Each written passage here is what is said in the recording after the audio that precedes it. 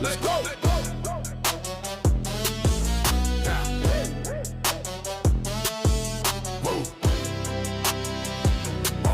We don't salute the fake, we salute the ones who stay through the pressure and the pain. Never let the cold fade. When the streets are watching close and the wolves was at the gate. Real ones had the ground, never switched them, never play. No cap, no performance, what you see or what you get. Put in work before the cameras, before a single check. You say you solid, prove it. Cause we watching every move. Step up or step aside, we separating fact from truth. Put that hammer on the coupe, put that door out, let go. You can't fake what's in your blood. Can't manufacture where you're from. When the smoke clears and the noise is gone, only the real ones still stand strong. Salute the real. Salute. We recognize the ones who never fall. Salute the real. Salute. The ones who kept their word and kept it going. No front, no game. There ain't no pretend. Ride for your people to the end. Salute the real. Am I still them boys? Yeah. See, these streets got a way of sorting out who's solid. Every test, every trial separates the real from counterfeit. They claiming they authentic, but the proof ain't in the words. Actions over statements, let the record be heard. You hear them talking loud, but when it counts, they disappear. Whole lot of noise, but not a single thing sincere. Bullshit. We call it like we see it on the side, no sugar coat. Hey, Riggs, Coopin', Mr. Dry, hold it to your blood. Can't manufacture where you're from. When the smoke clears and the noise is gone, only the real ones still stand strong. Salute the real. Salute. We recognize the ones who never fold. Salute the real. Salute. The ones who kept their word and kept it gold. No frontin', no game, no pretend. Ride for your people to the end. Salute the real. Am I still them boys? Yeah. Put that hammer on them. No apologies out here. We built on what is real and what is real has no fear. Every fraud gets exposed, every poser gets revealed, every lie gets dismantled, every fake deal gets repealed. Bullshit! This is salute the real. We don't play that game. Coop running the show. Mr. Durant with the flame. Hey Riggs, hold it down. You know we came to claim. Am I still them boys? Still them boys? Salute the real. Salute. We recognize the ones who never fold. Salute the real. Salute. The ones who kept their word and kept it gold. No front, no game, no pretend. Ride for your people to the end. Salute the real.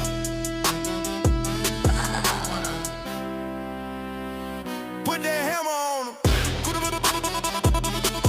Let's go. Mr. Durant on the track. Hey, Riggs. Am I still them boys? Salute the real. The reproduction. Ugly motherfucker! You know goddamn well, people, you wrong, man.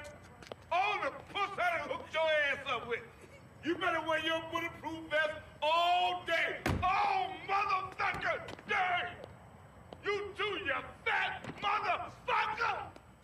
Good morning, my neighbors! Hey, fuck you! Yes! Fuck you too! And welcome to another episode of Salute the Real. Thanks for joining us on this Monday. I am your host, Brandon Cooper. And with me is the amazing, the always planning, the always putting together something new in his house. The legendary Do-Right, Mr. Do-Right. How you doing, sir? What's going on? Look, man. I want you to know, last night was the first time I paid attention to that big old picture at the stairway that you got of you and the missus. Yo, you never seen that? I never paid attention to that. That is very nice, dude. I got to get you to get with you to try to get one of those. So. That is so simple. I just went to Office Depot and got it blown up. Man, shut up. That's it. That shit cost me, I don't know, maybe $40 or $50.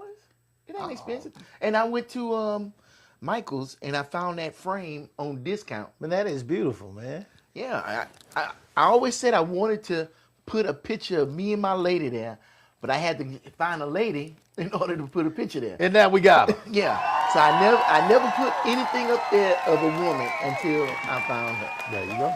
There you go. And I made a vow not to put any women on my walls that I didn't know, like either family or I'm with. Right.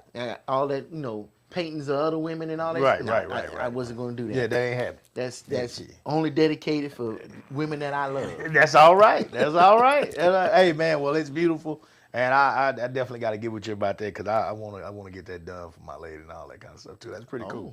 Pretty cool. Yeah. Dang, too bad we missed that opportunity for her birthday. That would have been great. We got something else coming up. Okay. Oh, yeah. Y'all still got a anniversary. wedding? Yeah, Oh, that would be great. Our anniversary is May. So, yeah, we might be able to pull that out. Anyway, though, man, hey, man, shout out to Do Right, man, last night. And the missus, Miss Melinda, invited me over, like, after I came from Houston, man, with a full weekend of track. Shout out to my parents, my kids, Pearland Track Express. Had an amazing meet. Rain caught us a little bit, over there, but I think everything finished up that second day, I believe. We had a good experience. Had some kids come out of there with some hardware. Yeah, we had some kids come out of there with hardware. Several of them came out with hardware. And most importantly, the development. We saw a lot of PRs. We saw a lot of improvement in our times. So that's what matters. The hardware is just icing on the cake. But the most important part is us developing and, of course, the kids having fun. So I feel overall we look good out there in Pearland. And this coming up weekend, this Saturday, our next meet will be the Spartan Summer Kickoff meet down, and it'll be this year. It's in Vandergrift. It's at Vandergrift High School this year. And so it'll be next Saturday. We'll be out there. Of course, I'll be on the gun. That's the Spartans, part of the Coaches Coalition with me and Carmen and Frank and all us together. I will be out there starting, and we'll try to roll that thing and get it done. All right? So that's our next meet that's coming up this weekend. And then after that, Clash of Texas, baby. Clash of Texas will be the first weekend in May 2nd and 3rd out at Tony Burger Stadium. The legendary Do-Right will be out there, with me, and he will be doing some interviews and talking to people and making some things happen for me. So really appreciate him and all the folks that are working behind the scenes to pull this thing together. Do-Right walked in my house this morning. Do-Right, what does my front living room look like? The picture that you posted on social media, Hey, stuff. Hey, it's gonna get worse, guys. Believe it or not, that's new boxes. We done moved some of the boxes. I was outside before Do-Right got here. Y'all don't tell on me. Don't tell on me. I'm still country. I can't help it. I was out there burning boxes. I was out there burning some boxes. I was out there burning some boxes. You smart because it's hard to get rid of all of I that. can't get rid of all that shit. It's hard. So I'm out there burning boxes. I'm always burning, guys. I'm country, man. We burn in the country. I was out there burning boxes. I take the boxes and put wood on top of it and burn the boxes. I'm not mad at you, I'll man. be I got burning so many boxes boxes in my Oh, garage. I can't do it. I can't do it. I can't stand it. I can't stand the boxes all over the house. So I got boxes, and I got way more boxes coming in, guys. Ton more canopies, a ton more awards, trophies, all kind of stuff is on their way. They'll be here any day now. And so it's going to be a lot of boxes to get rid of, and a lot of that stuff going to get burnt, just letting you know. So, got a lot going on. This is a busy time in the Cooper household. Talked to my wife this weekend as I was going down to the meet. She had to stay here with our daughter. She wasn't feeling too good. And just had to talk to her, and I just got a reminder that, because we, the quality time kind of go down at this time because she's, of course, busy with her work, and of course I'm going both ends. Oh man, I'm going 24/7. So with not only the track stuff, but I mean, of course, you still got to work too. So Yeah. So we you almost get to a point where you feel like roommates. Because you ain't touching each other. So, to my wife, love you, baby. We're gonna be fine. Everything's gonna be all right, like it always is. We just got to get past this difficult, extremely busy time in our life, and then once all that slow down, then of course we'll be back to normal. But I do want to try to do a little something for our anniversary this year. So I'm gonna get with you on that and do right. See if you can help me out a little bit. Okay. Yeah. All right, guys. So other than that, do right. How you doing, man? How was your weekend? Busy. Dude, after y'all left, I crashed so hard. Look, I realized that you can work hard with your muscles and you'll be tired. But if you sitting up here thinking and trying to figure stuff out, trying to solve problems all day, man, that will wear you out. That's way that mental quicker. work. Yeah, that's that mental work. I remember working on, doing construction and stuff, and I never remember being that tired. Right. Dude, I passed out last night. Oh, wow. Well, did you get some good sleep? Oh yeah, I got some good sleep. Okay. I got some good sleep. And I was glad I was so tired that my mind didn't wake me up in the middle of the night trying to solve problems. Yeah. 'Cause that happens a lot. Yeah. Oh, I'm always like that. My mind is always racing. Just going. Yeah. Always racing. Yeah, I can't calm down. Sometimes I have to take melatonin to try to get myself to calm down and actual sleep. That's why we sleep with the rain, so it can drown out my thoughts. Yeah. All right. Yeah, there you go. I shout out to Miss Melinda last night, came over, got a good plate. Came from Houston, got me a nap, a bad shower and a nap, and went over, and Miss Melinda made a good plate last night. Boy, she always do good. Boy, she do good. She made me a good plate. Then she gave me a nice cup of whiskey to go with it, salad, and oh God, man, that woman tough, boy. She tough, boy, on that goddamn stove, boy. Man, she tough. And she just keep piling it on. Then had some dessert. Mm-hmm. She just keep piling it. I like, boy, I ain't no way I could live over here. I know. It's hard for me. This woman have my ass. I'd be on my 600-pound life in a year. It wouldn't take no time because I'm not prepared to turn down good food. And I got to call you for help. Woo! Ain't no way, dog. I'm not mad at you. Shit, boy, that's tough. That Melinda's something else. She can go. Another shout out for her. And then, of course, the legendary Do Right was over there. And while I'm there, of course, we always gonna. I always take advantage of an opportunity to check and see how he's doing with the Rhythm and Rise, and that his if you go on my page, you'll see where I went live on Facebook. I just went live last night while he was singing country song. Country song. It was funny. I saw you with your phone, but I wasn't paying attention. I was. Yeah, you still locked in working. I was like I was doing starters, right? But and then here, Melinda, I was sitting on the floor, tired. I was eating that little cheesecake, and I was getting ready to get to bed. She come over there and showed me the phone. I'm like, what the hell? Yeah. And I was like, 244 views. Who watching this? Yeah. Beautiful thing, man. And so just to give you some insight on the legendary Do Right and everything that he's doing in his house, man. I mean, he's doing this in his home.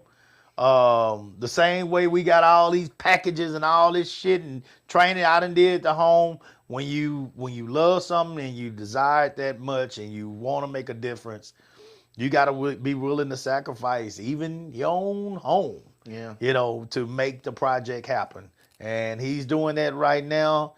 Getting ready for that. That's coming in June. June 27th. June 27th, guys. So we're excited about Do Right and all the moves that he's making. Lights. I was up there playing with the lights. Everything was nice, man. So he's steady working on that. That's going to be live streaming for you guys. And so, again, artists, if any artists are interested in performing in the Rhythm and Rise, please contact Do Right at... shoot, anywhere, but you can I mean, for real, you can put Mr. Do Right in Google and AI tell you exactly who I am. Right. But rhythmandriselive.com is the website. rhythmandriselive@gmail.com is the web email address. Rhythm and Rise Live on all social media. You can't miss us. Gotcha. You can hit me up at any one of those and you will get me for sure. If you know somebody, pass it on to them. If you want to be a part of this, I'm not going to turn you down. Look, every day I get a new person say, hey, I want to help out. Like my buddy, Marcus, who came, he going to do the sound. His wife was like, what can I do? I'm like, I ain't going to turn you down. Look, I'll find something for you to do. Look, if you know somebody that's a bouncer or something, I'm looking for security. You know, and I'm so glad you reached out to me, or you told me yesterday about the young man that wants to be mentored. Man, Doc. Shout out to the parents out here that are watching and taking advantage of opportunities to work with people that can benefit their own children. One of my kids, who is an A student, first of all, let me give him a clap for that right there. He's an A student, religious family, good kid, works hard out there on the track, getting better every single season. But he also is doing his own thing with marketing and media and all this kind of stuff, and creating some nice little projects for himself with schools and other places, and opening up some doors, some opportunities for himself as an 8th grader, guys. As an 8th grader, he's doing this. He's pulling this off. I'm very impressed with this kid. And so now him and his mom have the sense to reach out to some people that can possibly do or possibly help him and mentoring him with some of the marketing and maybe media strategies, you know, different things, technology and all that kind of stuff. They asked me to reach out to Do Right. Do Right was honored and more than happy to assist. So now I've connected them, and they're gonna get together and help my young kid prepare for some of the projects that he's taking on. So I'm really excited about that. Thank you for being willing to help one of our kids. And again, I think you'll be impressed with this young man. I wouldn't even reach out. You know, I wouldn't reach out to you with no bullshit. You know, so yeah, I think you'll be impressed with this kid. He will not waste your time. And so I'm really looking forward to hearing, you know, reports on how it goes once y'all finally get some time to connect and make it happen. Okay. Yeah. But yeah, because I need somebody to start documenting the behind the scenes, and you know, just him to be a part of it and see something. Then hopefully that inspires him to want to do his own thing. Yeah. And just he's trying to push himself more and more and more. Oh, he's definitely gonna do it. He loves music and all. He plays piano. Oh man, I've been to see him play the piano, sing, all of it. Like he does it all, man. So he takes lessons.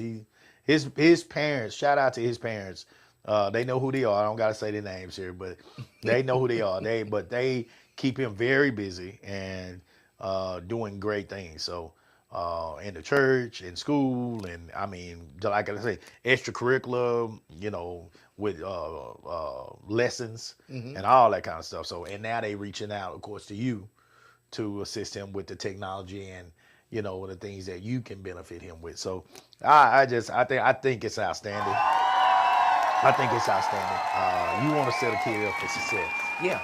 That's how you do it. Early. Yeah. And if I can show him everything I know, because I don't know everything. Yeah. If I can show him everything I know, he's starting off way forward than I. Absolutely. You know? Yeah. I think that's the generational wealth that we can pass down. Right. It's not always money. Sometimes the best wealth is knowledge. Absolutely. Yeah. I totally agree with that. Yeah. All right. So we got that stuff out the way. Yeah. All right. Here we go, guys. Brace yourself. So,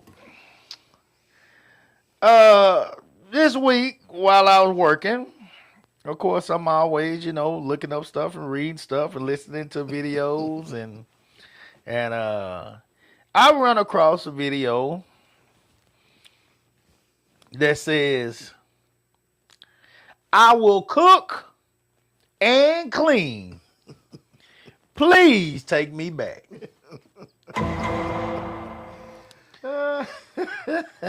I will cook and clean. Please Take me back. This video was regarding based on women who had chose, and you can go look at YouTube guys and check the videos out that I'm talking about. You just put out it's it was a matter of fact. Let me look right here. This video was from, let's see.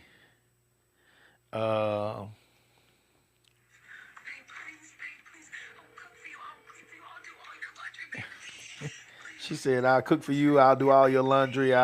So she thought she could do better. It says she thought she could do better. Now she's crying in her car. Divorce regret.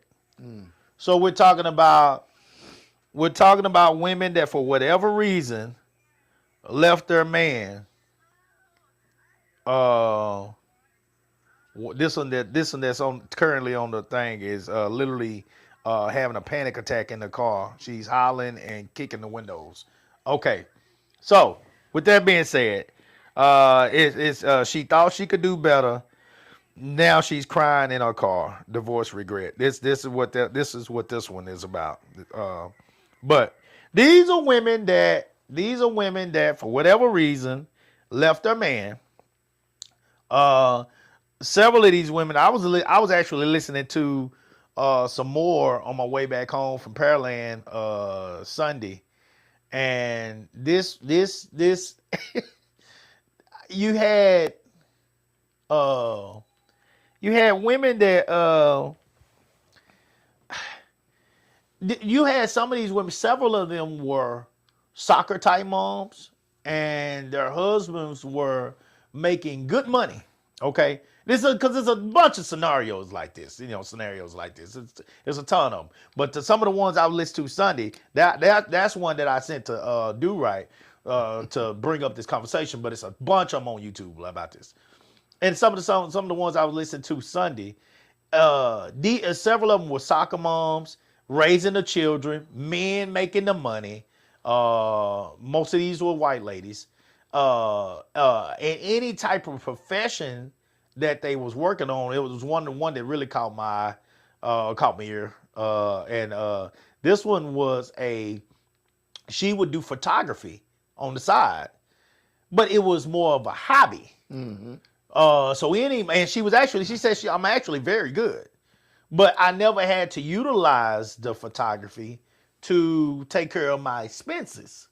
All my work and any profit that I made was just extra money, spending change, stuff for the kids when we're going out to all these sporting events. Kids with cheerleaders. I think she said her kids were cheer, soccer, lacrosse, what all this got different stuff. They were doing a whole bunch of different stuff, and so she's been that cheer fan. She's been that cheering mom. Meals, preparation at home, just making sure. That's been her job all these years.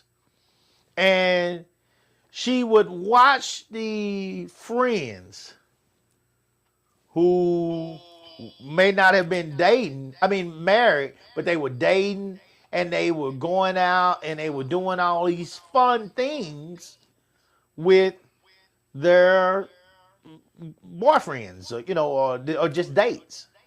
Okay, they were doing all these fun things, and with that being said, these people were having fun in her eyes and experiencing all these new things. And when she would ask husband, could we do these things and all this kind of stuff? Husband, baby, I gotta work. I gotta go to work. I don't have time to do that. Like, we can plan those things out, but I don't have time to do that. She finally gets to the point. She say, "I'm done. I'm done because I want to experience. I want to have fun. This is boring." Right. After the kids are, of course, grown. Kids are grown. This is later. I want to have fun. She leaves this man, moves into her own apartment, doing her own thing.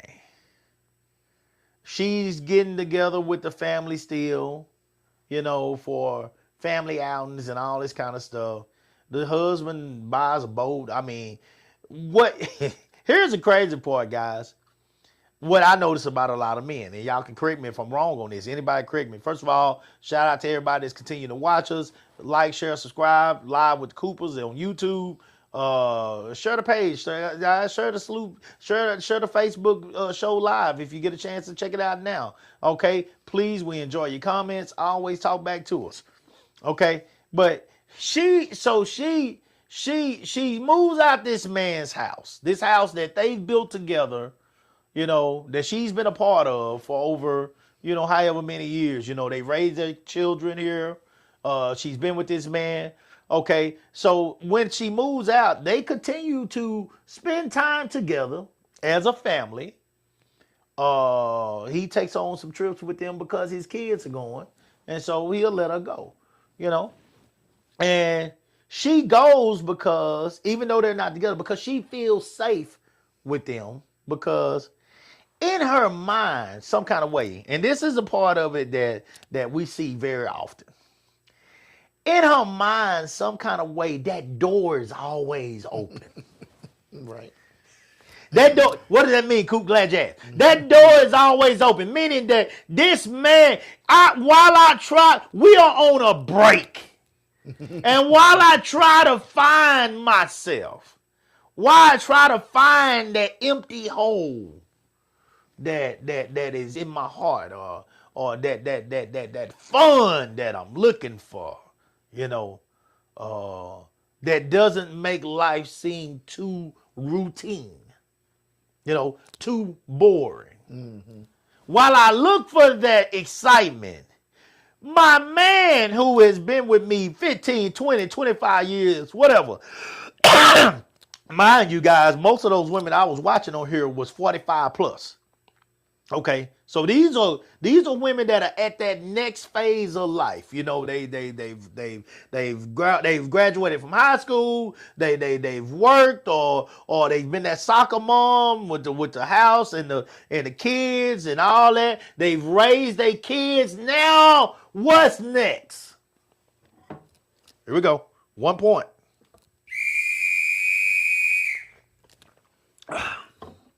We'll go back to that 1 point issue, because everything that's happened up to this point counts as 1 point, because they're already ready for what's next. Okay?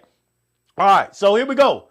Within this time period that she's been married to this man, she's raised the kids, he has provided for her a lifestyle that most women only dream of. You know, she's had the American dream. You know?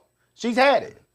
But because friends are out here having fun, because friends are out here doing something exciting, because friends are doing something new, and it doesn't seem routine, she feels like she's missing out. She moves out this man's house. He ends up taking her, he buys a boat. He ends up taking her out on some of the boat trips with him.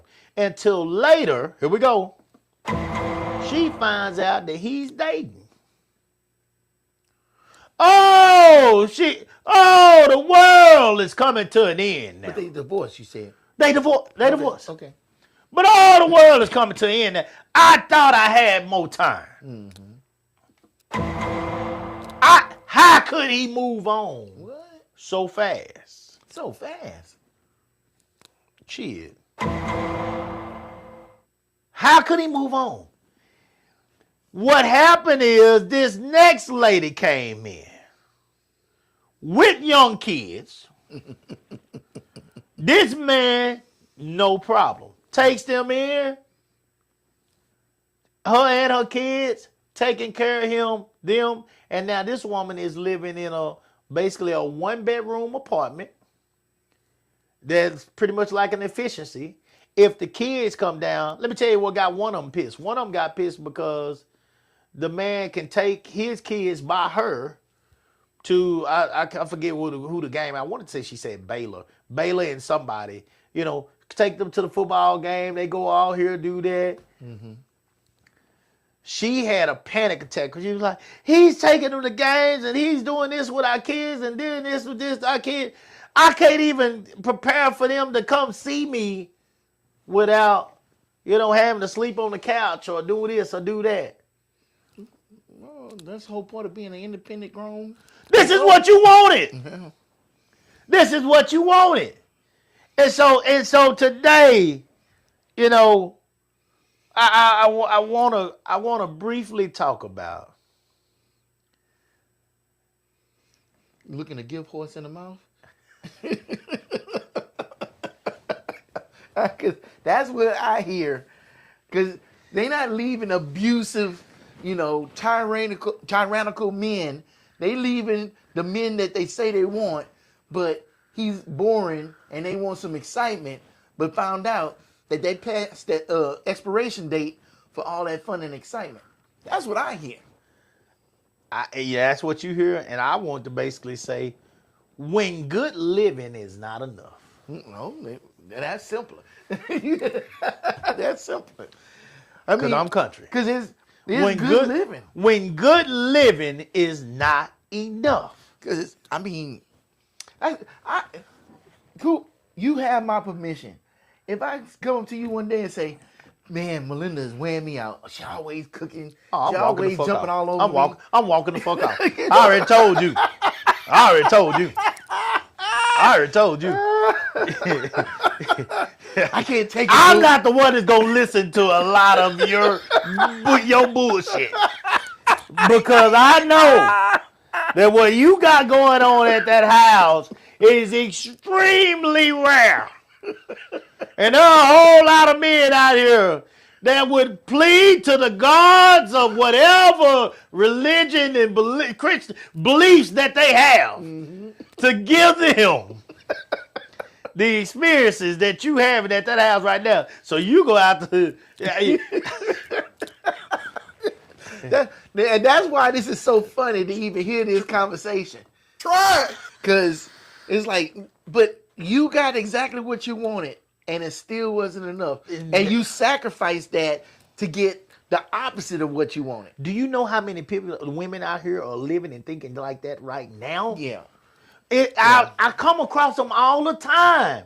When good living is not enough, when your car is running fine, when your kids are healthy, when your clothes don't have holes in them, when your refrigerator always got food in it, when your lights are never going off unless it's a thunderstorm. Mm-hmm. When you got a backyard with backyard patio and furniture, and you can sit in and you can smoke some meat and you can put some fire on a pit out there, and you can sit back and listen to the birds chirp in your backyard. These are women who have made it in life. Mm-hmm. They made it. And help build it too. And help build it. They made it. I don't get that. I see this all the time. This is no joke. I watch this shit. This is for real. It is never enough. Now, here's the funny part. Because I do understand a little bit. I do understand. Because women desire the experiences. Correct me if I'm wrong here. Any women that come on, please correct me if I'm wrong here.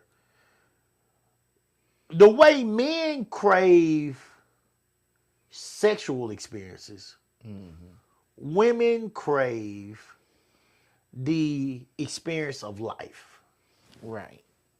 Correct me if I'm wrong here. Like these experiences in life, to go on trips and experience this new place, to watch this place, to go to this beach, to go to, France, to go to, all these different things they want to do. They want to see these places. They want to eat these things. They want to, try new foods, try new wines, get in gowns and go to galas and do all these beautiful things. They want to experience all these great, wonderful events and activities, Mm-hmm. And I venture to say that just like sex can get routine for men, and it's like sometimes, okay, man, we become. We're almost like we're doing maintenance work, when it comes to, you gotta have this maintenance sex. Shit, I ain't had no sex in a week with my wife. I gotta go here and do a little maintenance work, you know what I'm saying? Just You know, touch up to make sure, you know, a reminder, it's mine. You know, I gotta go do that work. Let me go do this work. Okay. The same way you're doing, the same way, you know, men get excited about, or their problem would be more so, you know, they say ain't nothing better than P than more P. You know, pussy than more pussy. That's the only thing better than pussy. Okay, so a lot of men have that thought process, especially when they come into it and they got to train themselves to know, no, I appreciate this, I value this. This is too risky to lose. I can't step out and mess this up, you know? And so so that's the problem with the men. The women is, I don't want to be bored. I want to be taken care of. I don't want to be bored. You know? So they're taken care of in these scenarios. They're being taken care of. Most of these scenarios, these were soccer moms. Yeah. You know? And they being taken care of. But now that they're being taken care of, I'm still not satisfied. I want to experience these great things.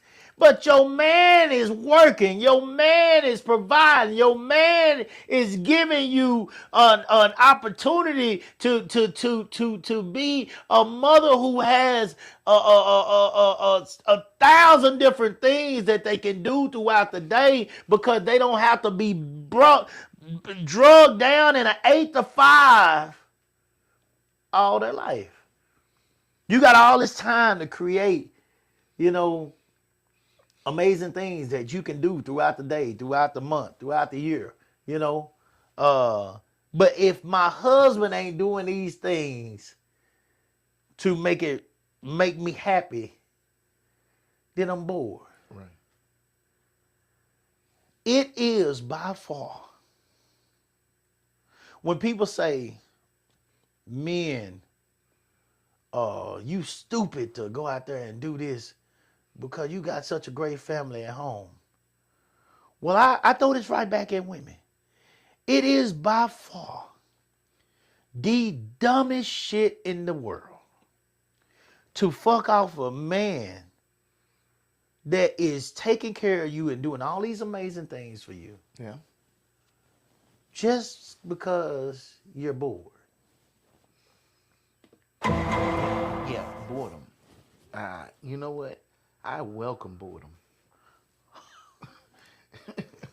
Yeah, I welcome it. You know what boredom is to me? Stress-free. How could you be stressing if you bored? I mean, shoot. The only Find way you something can't to be do. bored is to be not unstressed. Find something to do. Because if you're bored, that means that life is at a standstill. It's peaceful. Mm-hmm. What women call boredom, men call peace. Mm-hmm. For real. Yeah.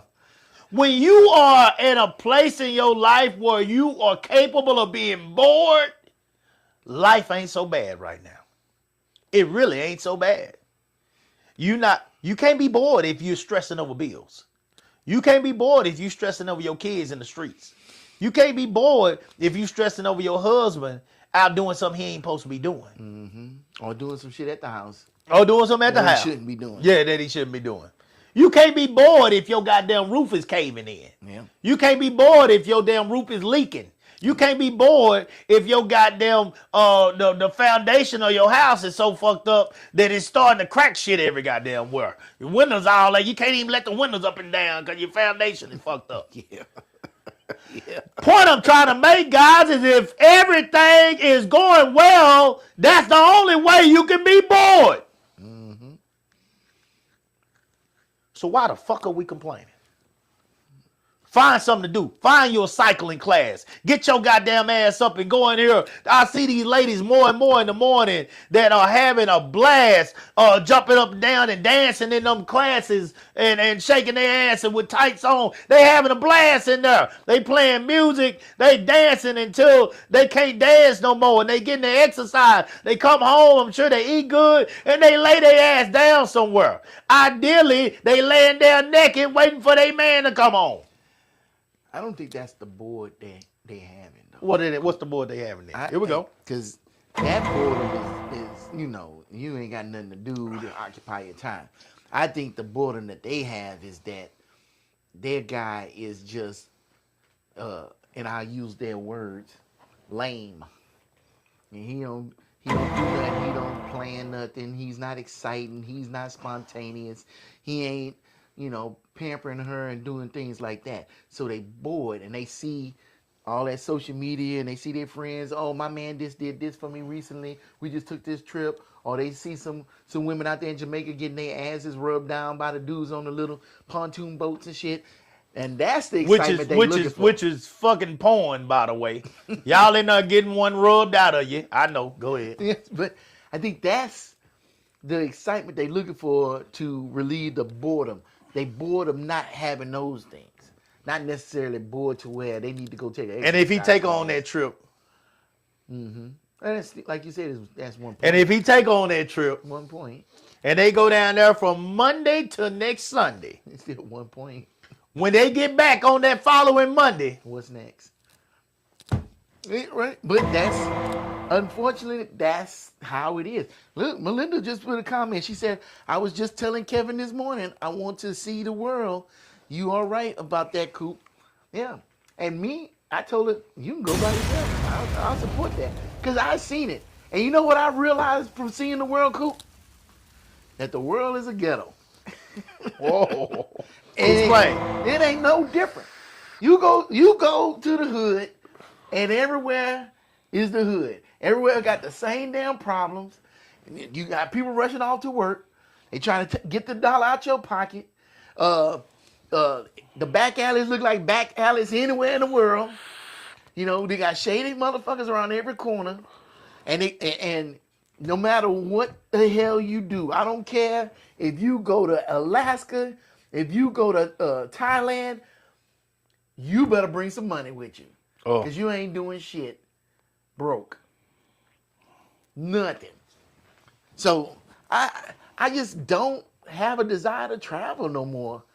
And look, I did majority of my traveling in the Navy. But look, we got off that ship. It was not tourist traveling. We saw the places. Right. We was in the crevices of the place, Right.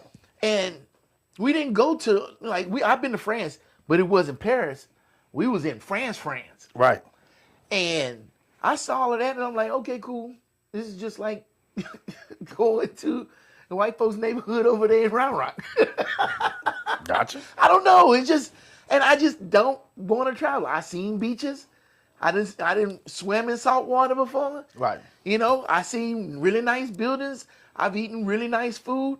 And I'd rather just sit in my house and fucking chill. My pile of bricks. Yes. My pile of bricks. This is my pile of bricks. And I feel welcome in my Welcome house. in my pile of bricks. First of all, I think you're an idiot. And that's just my opinion. I think you're an idiot if you want to travel anywhere out of the country with this fool in the office right now. Anyway. That's scary. Let me get that straight right now.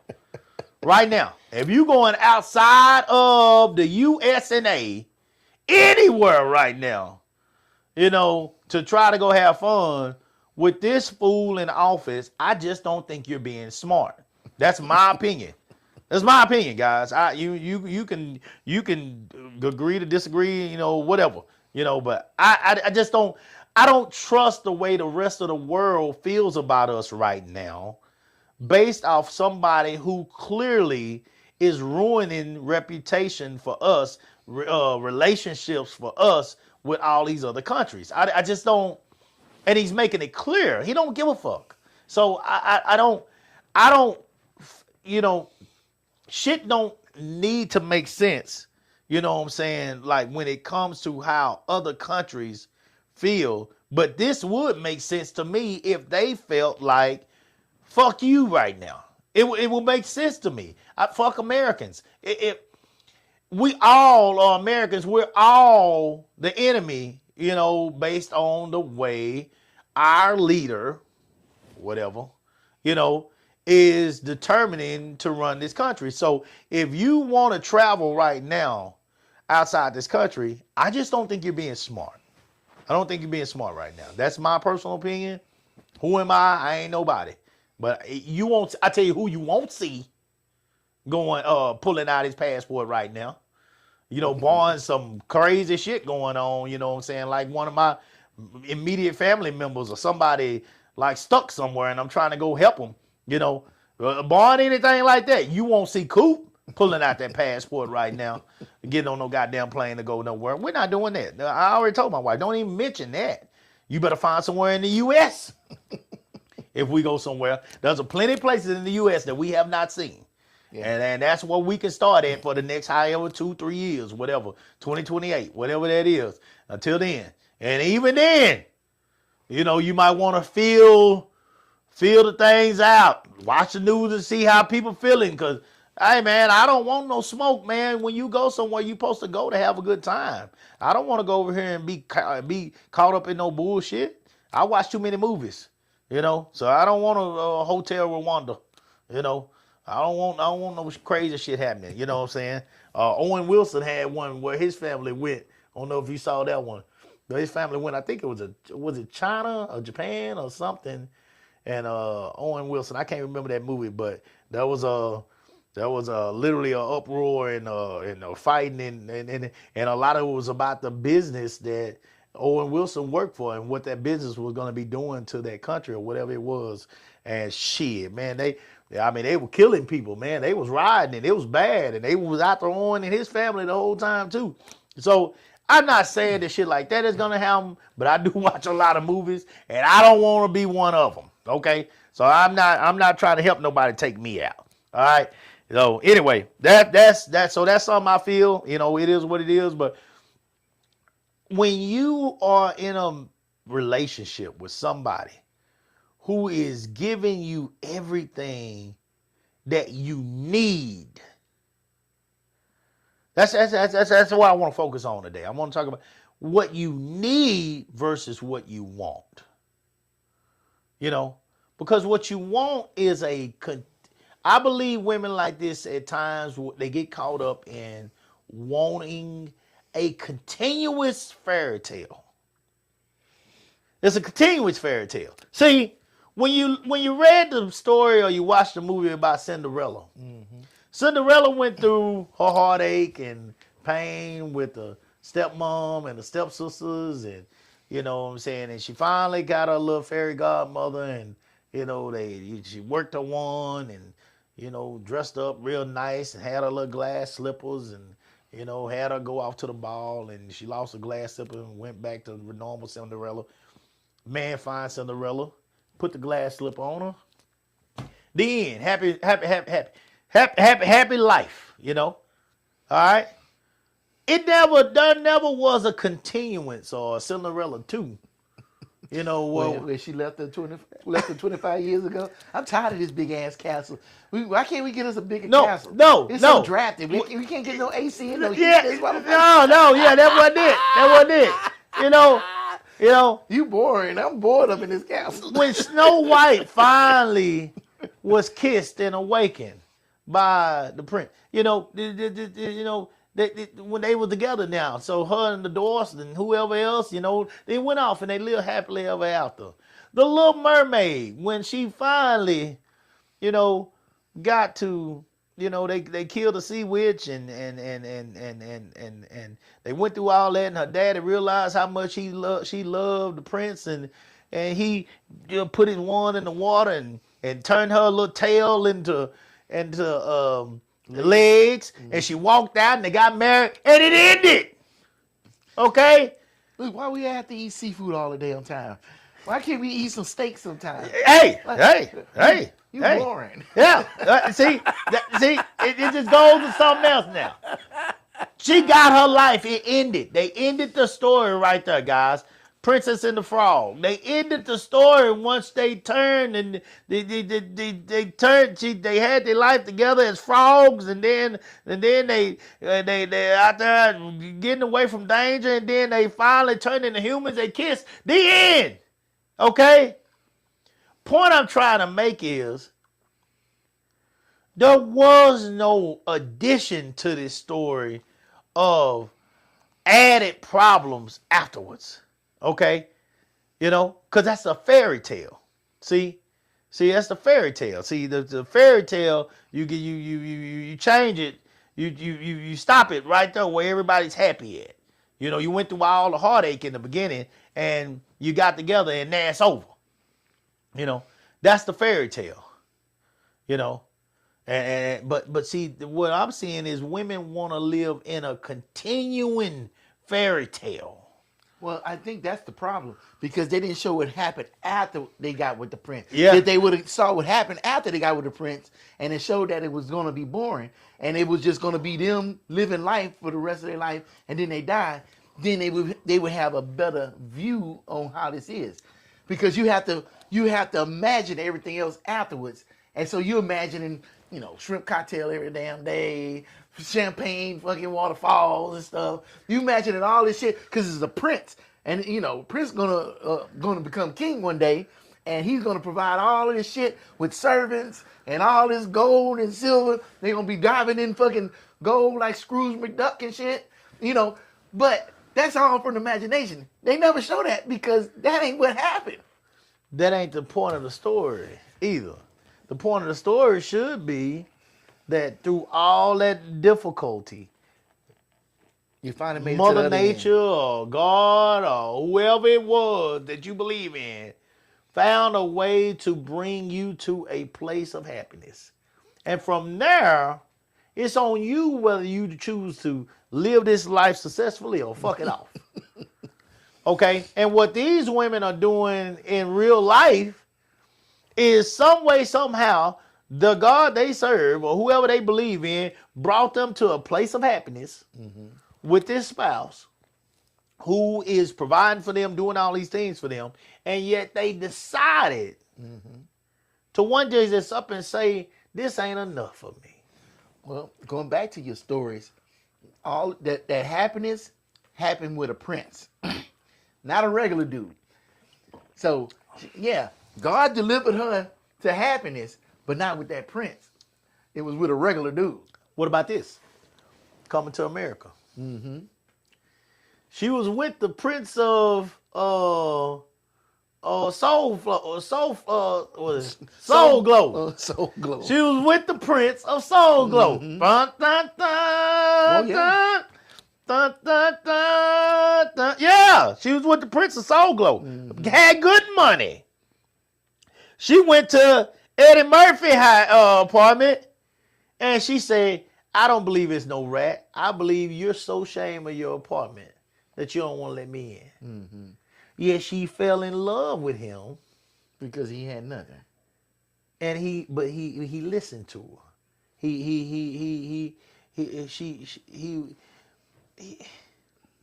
She said, I feel like you almost regal the way you know. You almost regal. What? She said, you know, the way he carried himself, the way okay. the quotes, the way He's he talked to her. well-learned. He was educated. She was well read. You know, and she was like, how do you know these things? How do you say all this? She like, that's not me. That's Nietzsche. Okay, well, how do you have time to read Nietzsche? The life of a goat herder is not busy. You know, he was a goat. His family were goat herders, you know, and you have time to read, you know. And so, and then he go out there and he whooped the goddamn dudes that's, you know, Robin McDowell's, and you know what I'm saying? And so With the mop stick. So, yeah, with the mop stick. So all these things she was seeing. She fell in love with this man and was ready to give this man her body, you know, before she ever knew he was the prince. Right? That's what the movie say. Now this is again, this is not real, but she fell in love with him prior to. When she found out he was the prince, she was actually pissed. That man daddy say, baby, when I tell you the man got his own money. And they was on the dollar. Oh, you hit the jackpot this time, baby. This man make you Darryl look like a goat herder. You know, and this is the real one. You know, yeah, your little goat herder make Darryl look like something else. Yeah, that's what he said.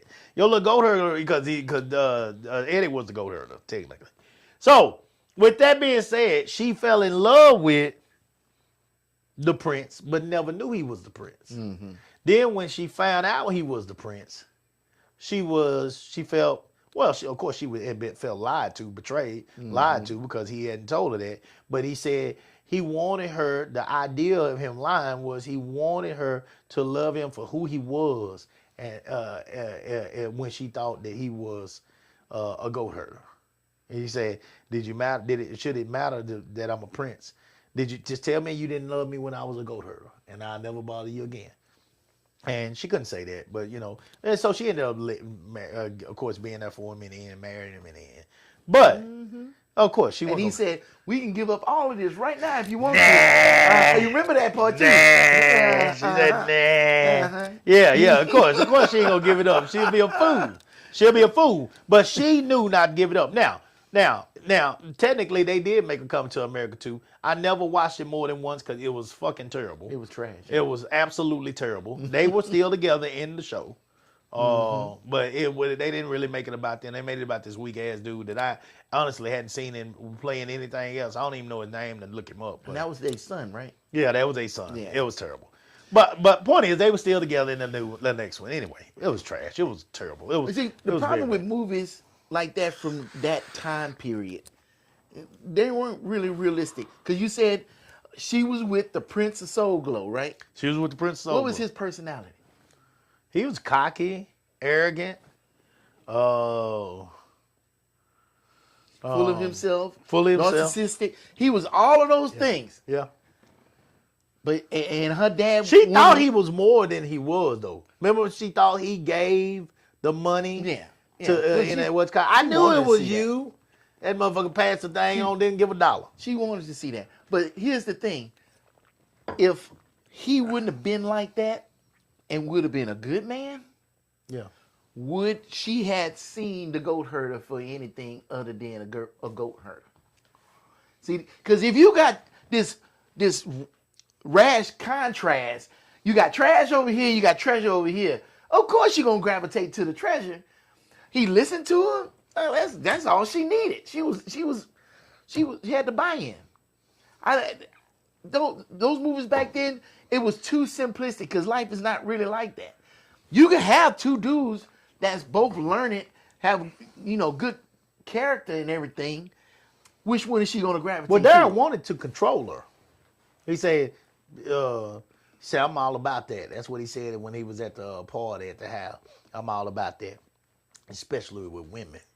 He say, they all want a man that do something, tell them what to do. That's what he said. And that's when he went over there to the dad and they announced, they brought the family up and they announced that Daryl and Lisa, Daryl popped a big question. And Lisa happily accepted. Lisa ain't said a goddamn thing. Never even knew what was going on. But Daryl felt like he could control her. And, even when she was saying, I wish, next time y'all would let me in on, if y'all going to play in my engagement. And Daryl was like, yeah, but baby, it's our engagement party. And she was like, this nigga don't get it. He's retarded. You know what I'm saying? She's like, he don't get it. And so they made him look like this controlling, like you said, all them different words you just called him a while ago, just dumbass that just felt like he can tell this one girl what to do because he the spoiled Prince of Soul Glow, And Lisa didn't want that. She wanted it, this. So I understand in her situation because he was a complete asshole. In these situations I was listening to on Facebook. Yeah. I mean on YouTube. They never talked about the husband being assholes. I know. They never talked about that. These were just situations where the women just wanted more. They wanted more. Whatever was going on, whatever was happening, whatever they felt, it was not enough. Right. And because it was not enough, they wanted to move on and receive more. And then found out there was no more to receive. Now, here's the thing about that video that's very interesting because several different women in several different situations. Right. But not one of them women said, baby, I'm sorry. I made a mistake. Yeah, they did. Who said they were The sorry? one at the beginning was. No, she said I cook it clean. She ain't say shit about being sorry. I cook, I clean, I do She your said, laundry. baby, please take me back. Please take me back. Yeah. Nowhere in that motherfucker does she say she's sorry. Nowhere. You always mention that very fact. You always bring up that Because sorry, it that ain't- word sorry. It ain't ever gonna happen. Never, ever. No, Invo saying, you're never gonna get it. You ain't never gonna get that. You're never gonna get them. You're never gonna get them to say I was sorry. Or which word would do you feel like you wouldn't hear from a woman the most? I'm sorry or I was wrong. Oh, fuck, shit. You God damn. That's too hard of a question. Because to say you sorry is to admit that you was wrong. So, Which one would they actually say? which one they actually say? Be more willing to say I'm sorry or I was wrong. I think they'll say they sorry before they'll say they was wrong. Oh hell yeah, I totally agree. Totally agree. I totally agree with that. But boy, you gonna be the dot of old age before you. If you want to get them to either say one. you wrong, they was wrong. Fucking motherfucker! You that's probably what you gonna get them to say. That's probably what they gonna say. They'll call you ugly motherfucker before they say they was wrong. Woman just ain't gonna say she was wrong about shit, you know. But yeah, you right about that on too. So why do so and now I think we done broke this down. Why do women leave good marriages? Sometimes because they married too young and didn't really experience life, and they thinking they missing out that FOMO, and they think they need to get out. I think another reason is seeing what everybody else is doing and they not doing it, even though they secure, everything is fine. I mean they got all the bills on auto pay, they ain't worried about nothing. Cars always got gas in them and shit, and they see that and they think that's normal. They don't think that's a prize, that's like living ahead of everybody. Right. They think that, we just barely making it. Right. No, you get out there in them streets and you find out, no, bro, people ain't living like that. It's At rough all. out there. It's rough out in those streets. Yeah. Listen to this. This says the decision for a woman to leave a marriage that appears good from the outside, stable, healthy, and even ideal is often the result of a long internal process of emotional disconnection and identity loss that has gone unnoticed by her partner. Yeah, I agree with that too. Just like I said, to say she got married at a young age, she never went out into the world to find out who she was, and so she got in this marriage. Now she got kids. She raising kids and everything. Is always putting everybody else first before yourself, and then you get to an age and you look back and like, damn, what the fuck did I do? What did I accomplish? Right. And next thing you know, she's just like, man, I need to do something. Now, if she ain't with the right spouse, she could go to him and say, hey, look, I never got my degree. I want to go back to school and get my degree. What you need a degree for? When I work, I pay all the bills. Right. You don't need to work. You ain't got to do that shit. You can just stay home and relax. Well, I'm not going to school to necessarily get a job. I just want to make myself better. Right. Oh, we don't need to spend that money on that bullshit right now. It'll pass. Yeah. And I definitely get Now, that. I get those. Now, Yeah. those are not the ones we're talking about Yeah. today. I totally understand those. I totally get that. This one says the walkaway wife phenomenon. Many women leave not because of a single explosive event like infidelity, but because of a gradual erosion of intimacy known as walkaway wife syndrome. Unmet emotional needs for years. Oh, here we go. Break, come on, pull up, man. For years, a woman may have expressed a need for more connection, affection, or meaningful conversation. Yeah. Silent surrender. If her requests are dismissed or labeled as nagging, she eventually stops complaining. To the husband, the silence looks like peace. But for her, it is the moment she has given up and started planning her exit. Yeah. Too little, too late. When she finally announces she is leaving, the husband is often shell-shocked and suddenly willing to change. However, by that point, she has often already emotionally checked out. Yeah, it's fucked up because we're going to go back with that marrying young. Mm-hmm. You're at the same point when you're young and you get married, but not everybody grows up the same. True. And they say women mature quicker than men. I believe that. Yeah. Your tastes change over the years. Next thing you know, you damn near married to a stranger. Yeah. And I can get that. With guys, you know, even if the person, we don't even recognize them no more, you know, we ain't doing the same things we were doing anymore, it doesn't matter. It's almost a duty more than it is a relationship. It's like, I made this commitment to you. I'm going to go ahead and fulfill this commitment. Yeah. Where with women, they looking for a partner and somebody to share their life with. And so when that person don't look like the person that they met anymore, and they feel like they were a stranger, it's like, well, my partner is still out there. This is obviously not the partner that I'm looking for. Yeah. As I don't know that woman's name, and I'm not going to try to learn her name. But the one that was on the video that we watched last Monday, that the preacher lady. Oh, yeah. Oh, yeah. she that's God showing you that that's not the man for you. That God got something else planned for you.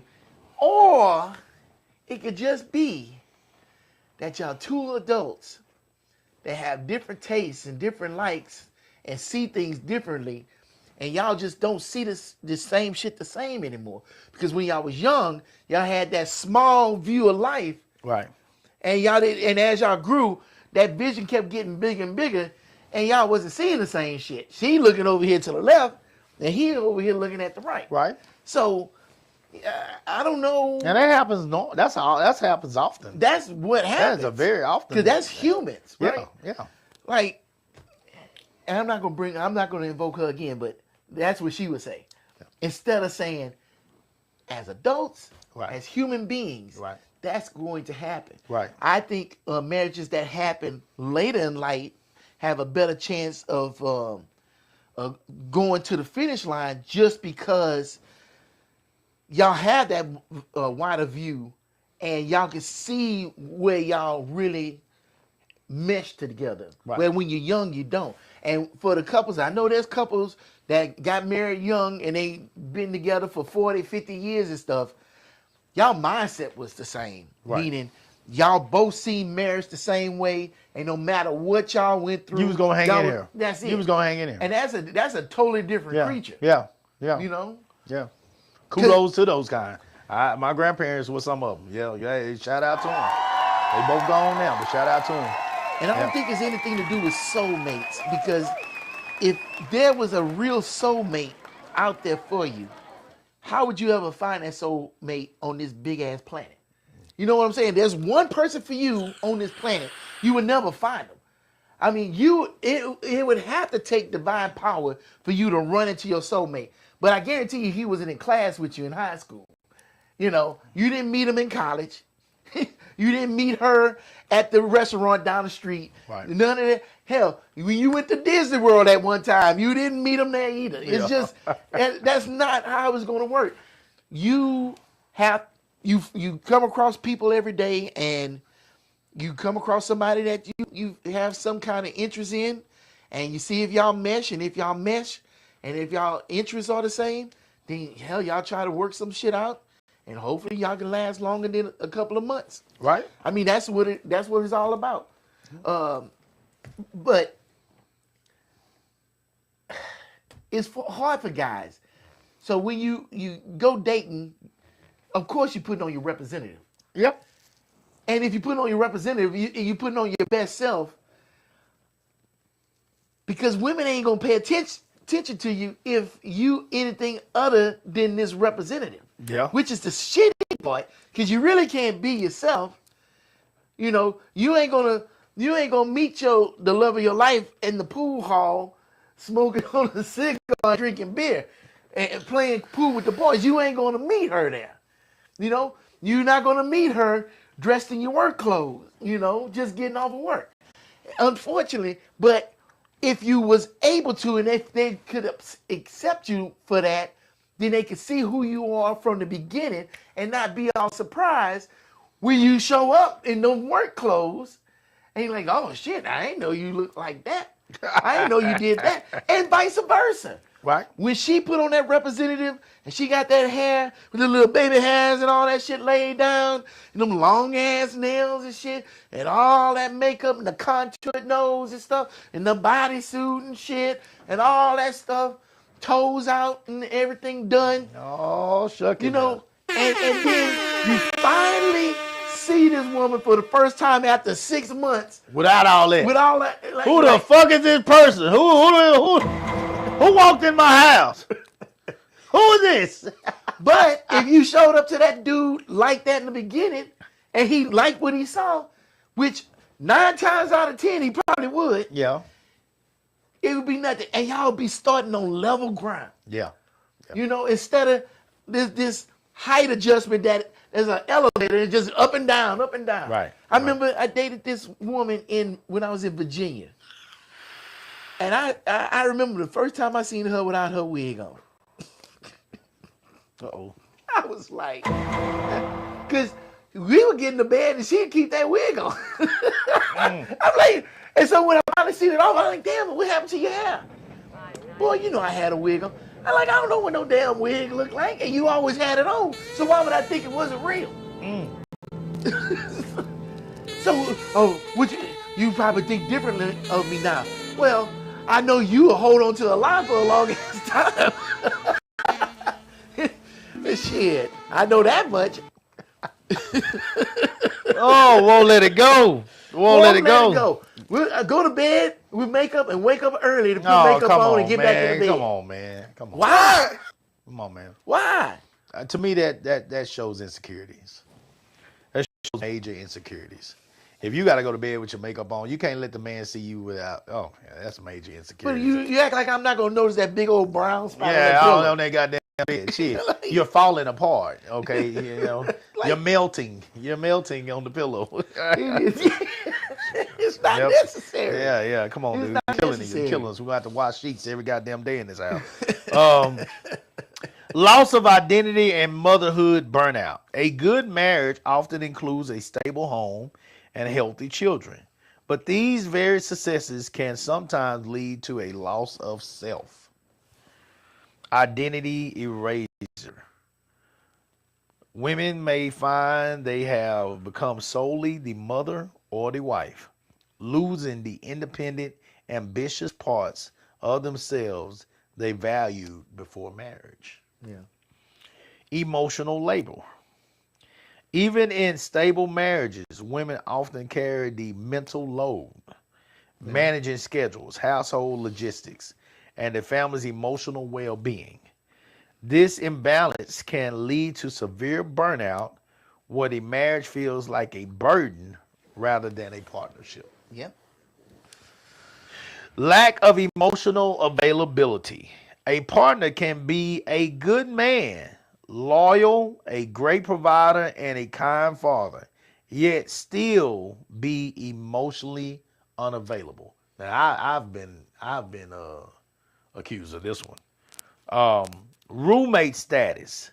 Over time, some marriages devolve into a functional partnership where couples live like roommates with no passion, flirting, or deep emotional tension. Indifference as cruelty. Experts know that mental cruelty in divorce filings often refers to a husband's chronic indifference or failure to communicate rather than active abuse. That's blowing up, going off the handle and stuff. in situations instead of actually talking. Now the roommate thing. Now I can vouch for that one. You get so busy. That's kind of where I said me and Candace are right now. You know, because we're both so busy. We're just like roommates. We're taking care of each other, taking care of the expenses, and you know, it does not leave a lot of time for the passion and the flirting and the little things that make your marriage special and unique when you're so busy and you're so dedicated to what you're trying to accomplish in the moment. You know, you can kind of, you being honest with you, you can kind of get so busy you forget about the little things to do that spark your marriage. You know what I'm saying? That puts that spark in it. So yeah, I can definitely talk to that one. You, I guess I have a question. Okay. You talk about the spark in your marriage. So when you was dating and everything, especially when you went on that first date, you had a spark, right? Yeah. Were you excited and everything? Yeah. Do you seek to relive that every day? Impossible. But I'm just saying, Would you love to? I mean, shit. would you be able to even get that I know. lightning in a bottle again? Nah, not If you like had that. the means. Not like that. Because it's different when you first meet somebody. Yeah, I agree. There's a spark, Oh man. but to think that will ever happen again, because you know this person now. The whole spark was, here's somebody new. I don't know him. I don't know nothing Right. about him. This is all like a mystery. The thrill of the chase. The thrill of the hunt. It's like- yeah, it's a beautiful thing. King Tut's tomb. You don't know what the fuck is in there. Yeah. But as soon as you move that stone across and you look at that motherfucker, you're like, oh well, that's it. The That's unknown it. makes it exciting. Yeah. The unknown makes it exciting. That's what, and I think that's what I mentioned earlier when I was talking about the women and men. We're actually very much so the same. Men are like that when it comes to the unknown of a woman. Mm-hmm. A new woman makes it exciting. Pussy ain't nothing better than pussy, but than new pussy. You know, that's that. Men have always said that. They've always said that. So the excitement, the thrill of a chase, thrill of the hunt. That's that whole thing I talked to you about a long time ago. I talked about, man, from the morning to the evening, the preparation Yeah. to get ready to go out that night go for the hunting. hunt. Yeah. You know, that stay floor in them pants, washing the car, getting a haircut. You know what I'm saying? You know, making sure your outfit is on point. You know, all that is in an attempt to put another, what is it? Old folks, you say, put another notch on the belt. Yeah. You know, okay. To me, it's the same with the women. The unknown is exciting for them. The going to these new places, experiencing these new events, going to this, going to that, going to brunch over here, going all these different things that they haven't done before. They want to do new things. They want to see new things. They want to fix the house up, and their house be better than everybody else's. And as soon as they fix the house up, now they ready to go on a trip. Or fix the house up again. Redo it? Yeah. Lord have mercy. Well, see, we ain't fixed it up once yet, so I ain't got past the first time yet. So I don't even want to think about the fact that we might fix this motherfucker up, and then she got that want to get it done again. Lord have mercy. You know, but then the moment they fix it up, and you as a man, okay, all right, she's finally satisfied. Let me sit down in my chair and enjoy myself. She ready to get on the plane and leave the motherfucker now. We just fixed this bitch up. You want to leave? I don't understand. See, but that's the difference in men and women. We all are the same. We're always thinking of new and exciting and all this. It's just the things that we look at that are important when it comes to new and exciting are a little different. A man, most of the times, with a man, if you satisfy his stomach and his crotch, even if he got complaints, he'll probably keep them to his fucking self. Most men I know. Most men. Now, Do-Right thinks a little bit more outside the box than I do. I'm very simple. Satisfy my stomach and my crotch. You won't hear a fucking word from me. I'm going to go to work. I'm going to take care of my business. I'm going to do what I got to do my part to provide for this house, and I'm going to be fine. Send my stomach out of this house full and my crotch out of this house empty, and you will never have to worry about me. I mean, serious. Stomach full, crotch empty, no worries. Not for Coop. Yeah, we definitely think different. Yeah, I know we do. Now you tell me how it is for you. No, because to me, it's not that I didn't have that, but that wasn't enough.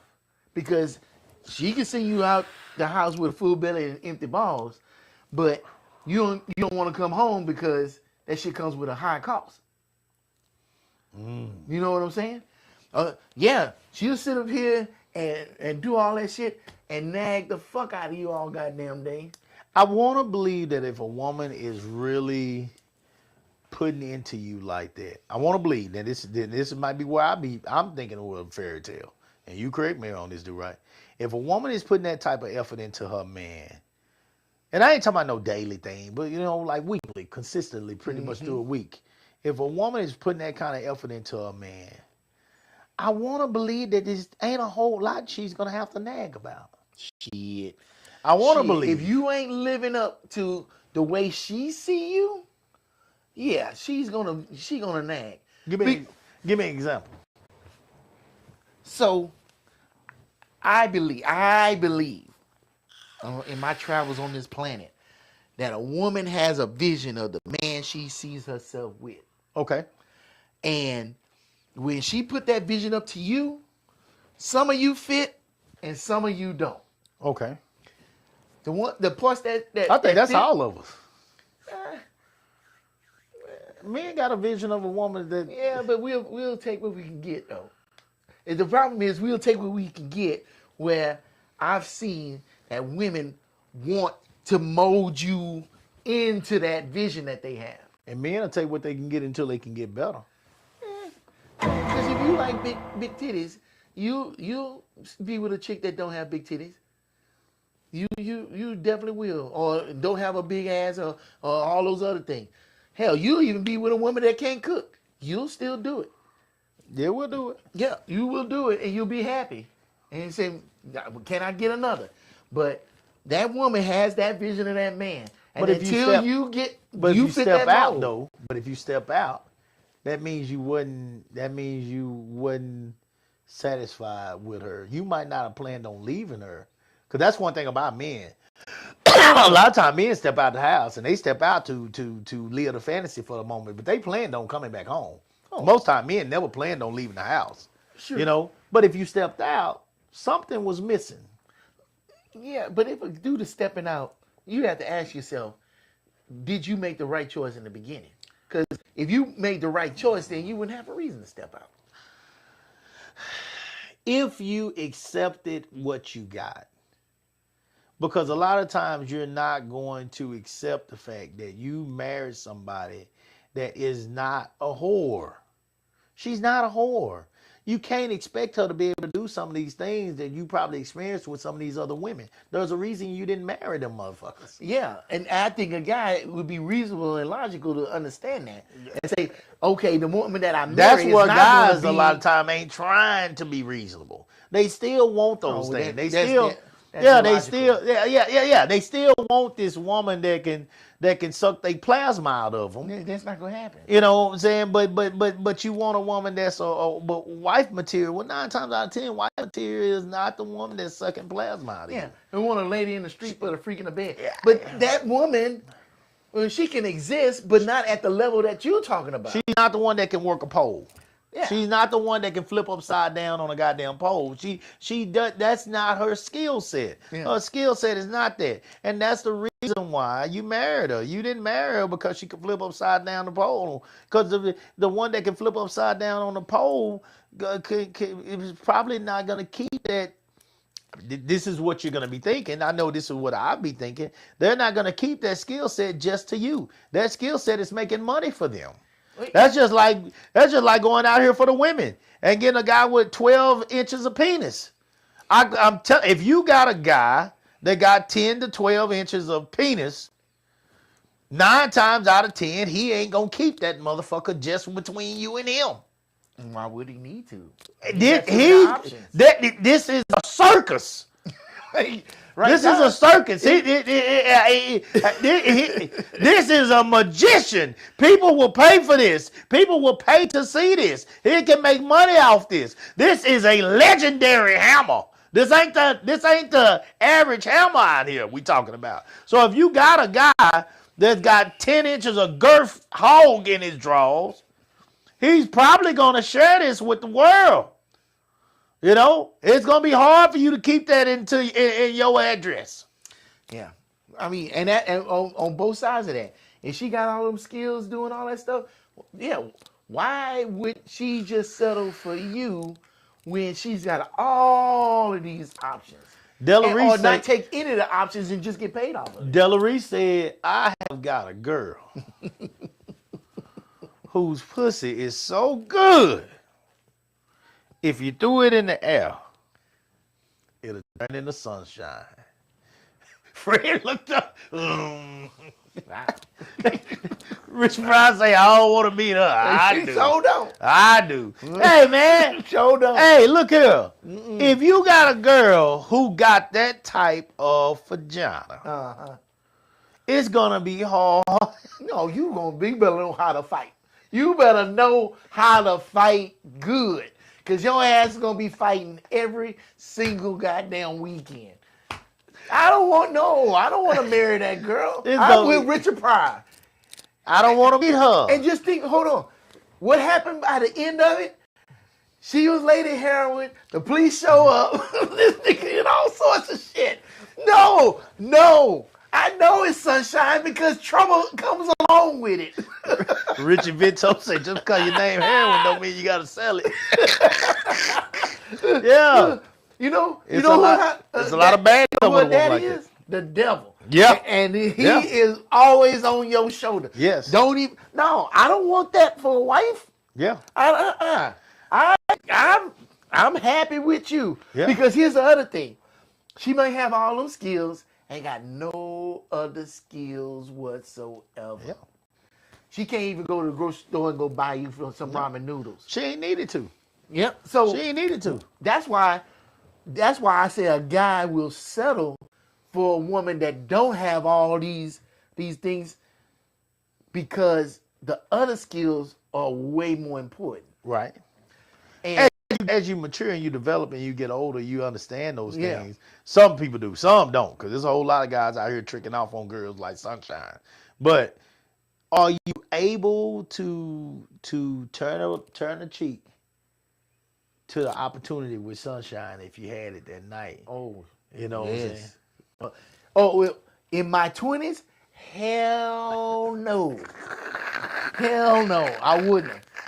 Now, Now. yes. Yeah. In my 40s, yes. Right. My 30s, maybe. Yeah. But 20s, hell no. So this is where I agree that some guys are a little bit more mature in their thought process and what they have to do for their families and understanding what is more important than the females. You know, based off this story here that we're talking about today, you know, and what you're saying, because these are females that we're watching here in their mid-40s, you know, and above. So you want to think about it at this point, okay, this is not no more about, you know, going out here and putting on small skirts and being, you know, winked at all day long and hit on and all this kind of stuff no more. Like the things that you feel like you're missing should actually kind of make you feel bad now if they were occurring. You know, you should feel like a piece of because now you've been treated like a wife. You've been treated like a wife. You've been treated like a mother. You've been treated with respect. And now it's almost like you want to go back to a life where you was treated like a young whore. You know, and in the moment they treat you like this young whore, are you gonna be happy about that? Or are you gonna feel like, how dare you? But that's the lifestyle that you're asking for, because you don't want to be that wife at the house that wear blue jeans and make sure that, you know, everything is going smooth at the household. Be the rock of the family. No, you want excitement. You want thrills. You want all these different things. And you knew that your husband was more of a provider than an entertainment, you know, partner. So why are you putting yourself in this position to where you're going to have to make a difficult decision on life that's going to throw away so much that you have helped him in your own personal way, helped him to gain over these years? Yeah. You're a part of that regardless of whether you was working or not. Now, that's one thing I do agree with. If you gave that man some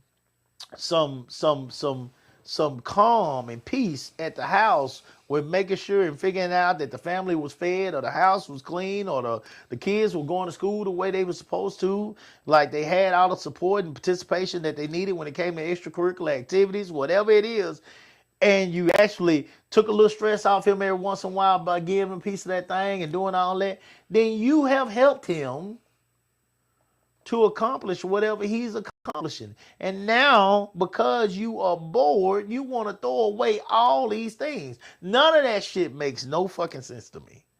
None of that makes sense to me. It cannot be that much boredom in life. It cannot be so much boredom that you would be willing to risk it all in a moment and just say, I'm going to step out here on faith on my own. And now I haven't even, I was so caught up in my boredom that I didn't even think about the fact that, like, I can't even afford my own apartment. Some of these women are saying, I can't even afford to pay this $1,500, you know, for an apartment. But you're willing to risk it all because you were bored. Yeah. Life was boring. Yeah. Yeah. Oh, your boy, Richie. First he said he was the same way after the Navy with traveling and stuff. He's seen it and done it, got the T-shirt, and he ain't trying to see that shit no more. Yeah. But then he says these new age women are fascinated by YN lifestyle. They'll leave a hard-working man for a ninja, not working to have on-demand pipe. And I think you're an absolute idiot. Yeah. Yeah. You would need stability. I'm talking about as a woman now. I know men do stupid shit behind ass. I know that. That will never change. Men have fought wars behind ass. Yeah. So that will never change. I mean, they will kill each other behind ass. But when women do it. Yeah, but they ain't even killing nobody. They just make a horrible choice. Yeah. Like, I mean, as expensive this world is, you know, and just let's go by the factors that I hear all the time. It's already expensive in this world. They already pay women less than they pay men. You know, it's the patriarchy and stuff. Hell, why would you leave a good spot to go delve into that world again?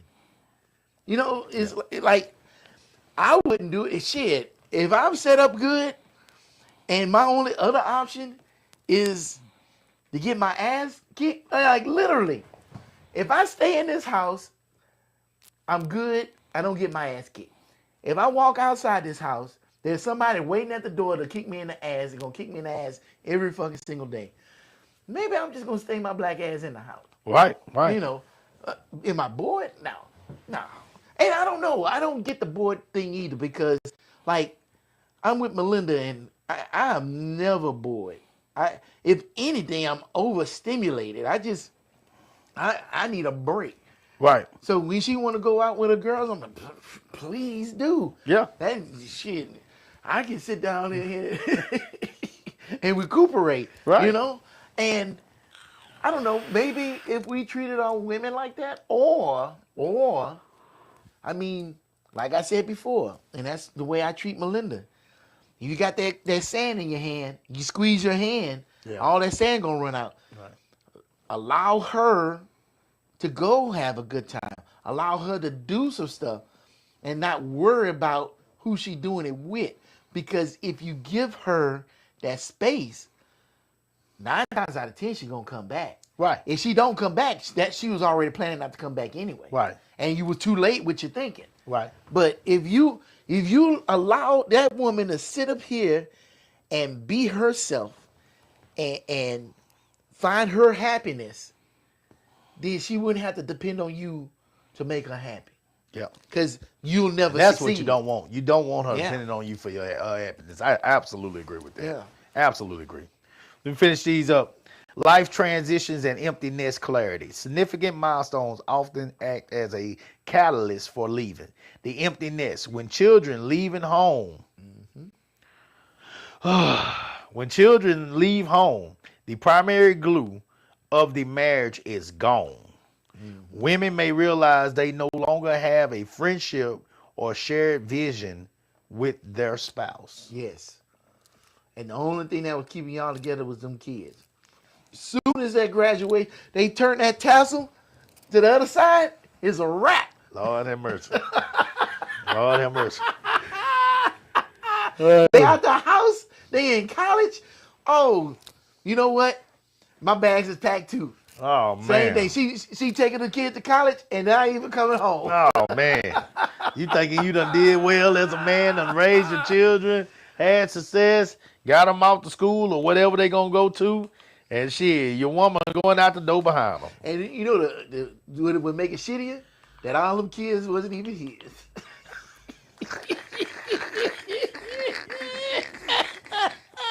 Can you imagine? Oh, that's a kick in the nuts right there, boy. She stayed with you for her kids. As soon as her kids graduated and got out the house, she left you. And all you got. You ain't even got kids. You have to still hope the kids still claim you after they gone. You know goddamn well you wrong. Ooh. Oh. Wear your bulletproof vest. You might be end up on Fatal Attraction. Yeah, that one there is wrong. You sure right about that. If them not your kids and you did all that, she done you. Oh my God. Anyway. And while you sitting there and taking all this in and making all these realizations, the first thing you're gonna say was, well, fuck, she told me she was gonna do that because she left the first motherfucker she made the kids with. God. God damn. God damn. Yeah, that's tough. That's tough. That's absolutely tough. You ain't lying now. Midlife reflection. Definitely. Uh-oh, here we go. Here we go. Oh, shit. We hear this one all the time. Midlife reflection, midlife crisis. We hear this. Reaching 50 or retirement can spark a desire for personal growth and a refusal to spend the next 30 years in an unfulfilling, though stable, routine. I don't know how getting dick is going to. What was the word you used? Midlife reflection or midlife crisis? The fulfillment. Oh, okay. Personal growth and a refusal to spend the next 30 years in unfulfilling, though stable, routine. That's personal growth. How does getting dick build personal growth?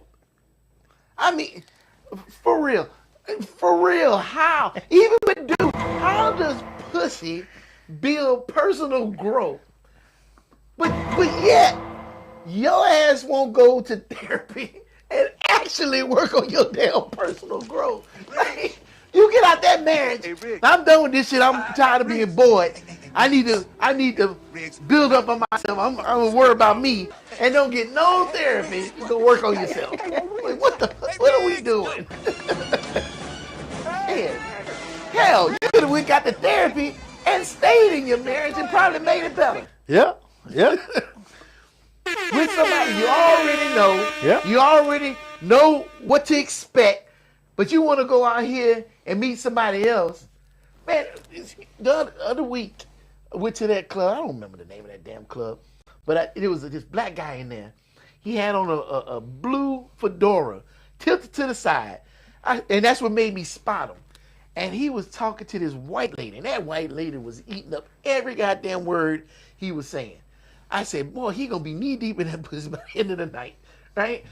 And I was thinking to myself, she probably left her husband and she in that damn club, Yeah. just so she can get piped down and just have a story to tell.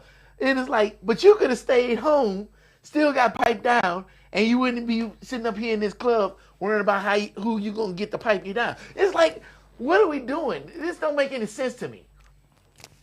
At our age and older, why are we fucking playing these games?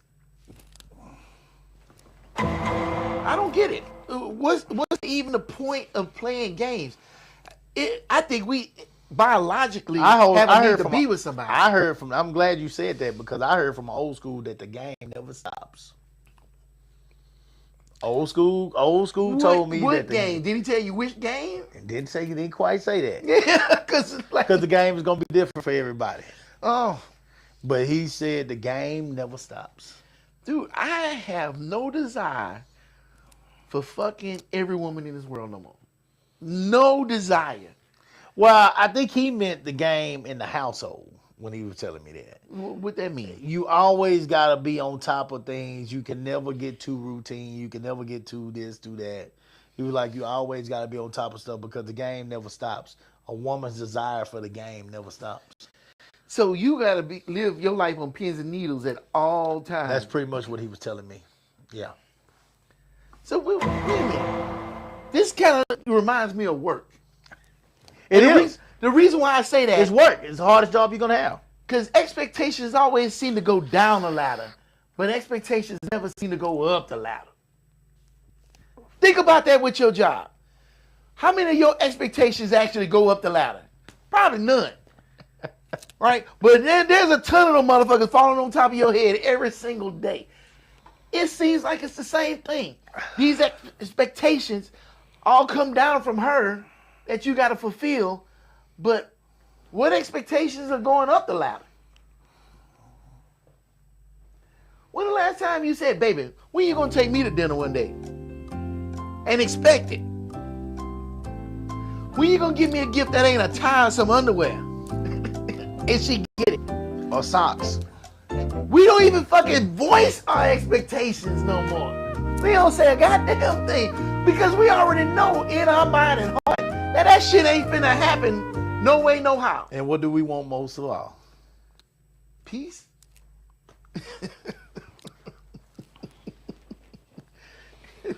So why the fuck are we bitching about something we already know ain't no answer to? That's how men look at life. That's so we gotta sit on pins and needles all day, and they just like they make them. They make the pins. They set the pins and needles up, and we gotta sit on them bitches intentionally. Yeah. Intentionally, until you voice it in a way that finally makes them see that I better leave this nigga alone. You remember when we talked about a bunch of your guy friends said, "What's the point of getting married?" Yeah. And this conversation goes into that. Yeah. And before I was saying, oh man, you want to find you somebody and live your life out with. And I'm sitting here talking about this shit, and I'm talking about myself out of that shit. I feel like a hypocrite. Well, no, because you got a person that accepts you for who you are. From what I can see, on the outside looking in. I don't know. Of course, I don't know what y'all talk about in private. Yeah. But from what I can see, she accepts you for who you are. And like you said, I think you made a good point in the beginning when you said, by this age, if you're doing it again, oh yeah, you're supposed to be going in with a better understanding of what's important. You're supposed to be going into it. I mean, with okay, I did all this other shit, and for you and the missus, that didn't work. So now I'm coming into it with this person, and this person brings this to the table, this to the table, this to the table, and I bring this to the table, this to the table, this to. With us bringing these things to the table, we have found in these last however many months or years that we've been dating and together that these things are things that we can live with for the rest of our life. Yeah. And if that's what you found, then congratulations. The price is right. You found the answer to all these questions. You know what I'm saying? Because you found somebody that understands the value of having a person, that they can have stability with. We're talking about some people here who, over a period of time, all that time, early to up to the now, with the mid-40s and the early 50s, well, that's where most of these women were, they found that stability, for whatever reason at that age, was not the most important thing on their list no more. And that could deal with stuff like what we just talked about, Well, yeah. the midlife reflection. Well, that's what women say now. They don't want men because they need men. They want men because they want men. That makes sense? Yeah, well, see, these women found out after. It's real easy to say that when you got it, when stability is present. When it's not present, then that's when you find out real life. And for those women that say that are out there that don't have one, okay, well, it's really say that as a wall up too, in protection of yourself. You know, I don't need no man. I do this and I do this. No. A lot of you can't get no man. You can't get no man. You can get him to lay down with you, absolutely. A man gonna always lay down as long as it's a piece of pair of legs to goddamn spread. He'll lay down, but he gonna get back up. And when he get back up, he gonna take his britches and his wallet and everything with him.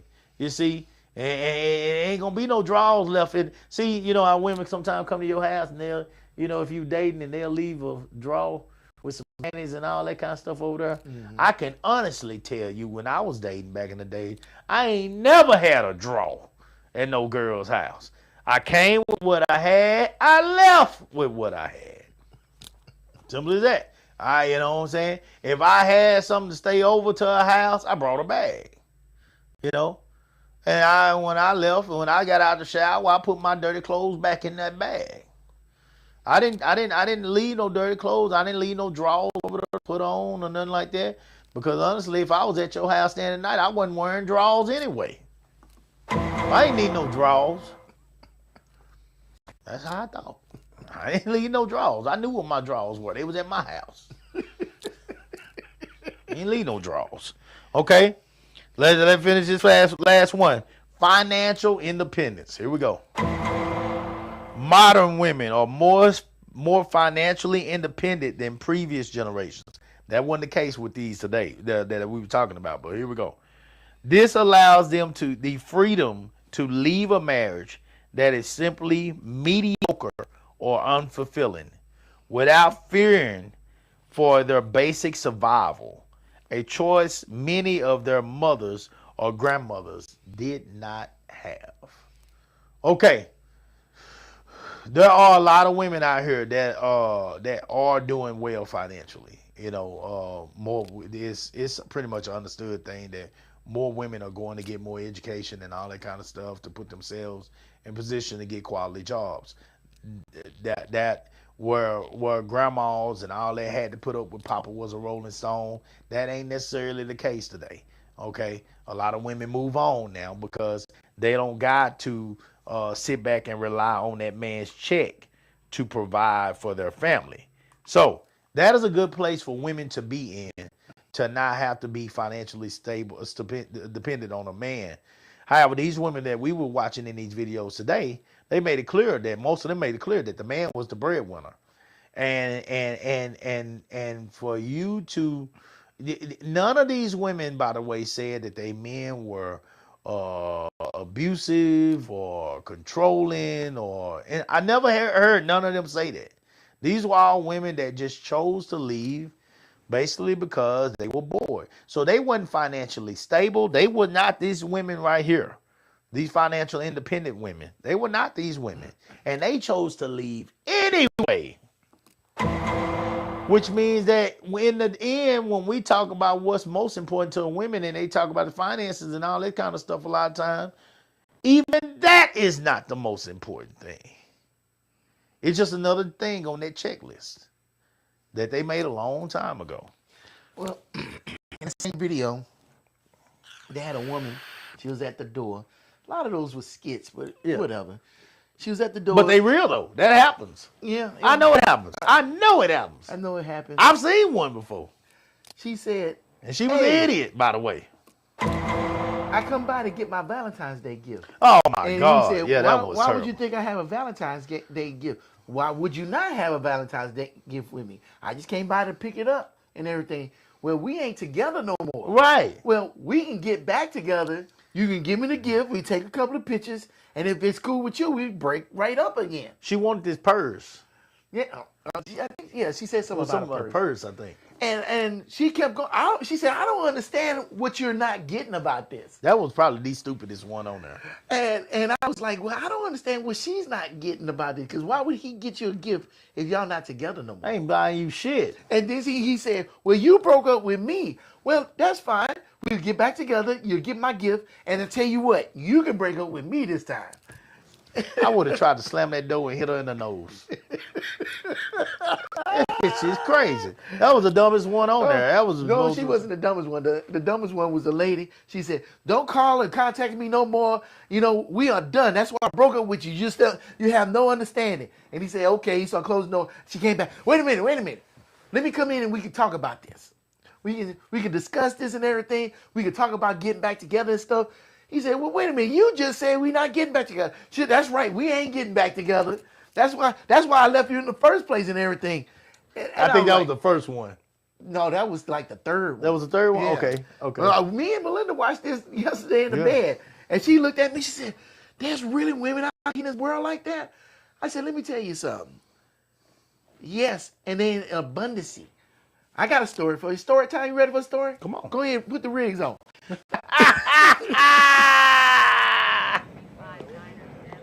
So, I sat up here and I was dating this old girl, and she said, "Oh, I'm not gonna have sex until we marry." And I'm like, that don't seem realistic. And so, I was still seeing her. Just, you know, I'm the type of dude that be trying to make shit work. You know, because I knew what my focus was. I knew I wanted to be married. So we've been together for about 6 months. Nothing happened. And so we went to a Halloween party. And I never really saw her drink, but she was just downing drinks like crazy. I'm like, man, she's so putting them back. I wonder what's wrong with her. So we left the party. We're going back to my place. And she's not ready to go to the place. She wants to stop. So we stopped at a pool hall. We shot some pool. And she throwing back drinks. I'm like, damn, she must have had a bad day or something. Red flag. So we get back to the house. She goes in the bathroom. I'm tired, so I get in the bed. I'm not looking for nothing because she ain't putting out nothing since. Right. So I'm finna get in the bed. Next thing I know, she come out the bathroom. She gets in the bed and she jumps on top of me. Uh-oh. We end up doing it, right? Uh-oh. Okay.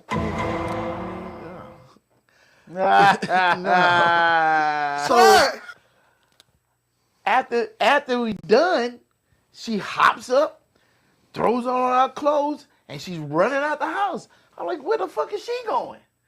So I throw on my clothes, I run outside, she in the car, boo-hoo crying. I'm like, what happened? Did I hurt you or something? Everything all right? We just had sex. I'm like, yeah, why would that make you cry? I can't believe we did that. You did that. Because my ass was asleep. You jumped on top of me. Now I understand why you was drinking all them drinks tonight, because you was trying to get some liquid courage in you, because this is something that you wanted to do. Oh, shit. Oh, well, I thought you was going to leave me if I didn't do it. I'm like, I've been with you for 6 months. If I was going to leave you, I'd have left you after 6 hours. Oh, shit. But You ran into a crazy one. Yep. And it was more of that, over and over again. We break up, and then she'll just show up at the door. And like, let's say we done broke up for like 6 weeks. Ain't heard hide no hair from her, right? Oh, shit. She'll pop up at the house, knock at the door, I have somebody in the house or something, right? So I'm like, man, what you doing here? Why are you here? She over here trying to look past the door. Oh, I'm just coming to see what you up to. Oh, shit. I said, I'm in here minding my business. You got somebody in there, don't you? Oh, shit. Here And I we said, go. if I do, man, that's my business. Like, I ain't at your house fucking knocking, asking to see who you fucking with. I ain't following you around and shit like that. Dude, I should have knew right then and there. I should have left that alone. However, she knew what she was doing. And that night she gave it to me just so she could see. You know what they say? That sunshine is attached to the craziest motherfucking one, right? I have got a girl whose pussy is so good, if you threw it up in the air, it would turn into sunshine. Well, I don't want to meet her. And I should have been I do. I should have been like him then. I should have just cut that shit off, because soon as I got that, I was just like that dude. I was on the phone. Hey baby, where your mama at? And I put up with more bullshit Oh man. than I ever needed to Oh, with man. that woman. Oh man. And I wish I would have just left it alone. Oh man. I wish I'd have left it alone, because it was, there's a misunderstanding. Women think pussy is pussy, and it's not. They think all of it is good. It's good, but there's exceptional pussy out there. Oh yeah, it is. And even though old girl was a starfish, man, I went through a lot of hell with that woman. And it wasn't because she was beautiful. It wasn't because she was sexy. It wasn't in the way she dressed.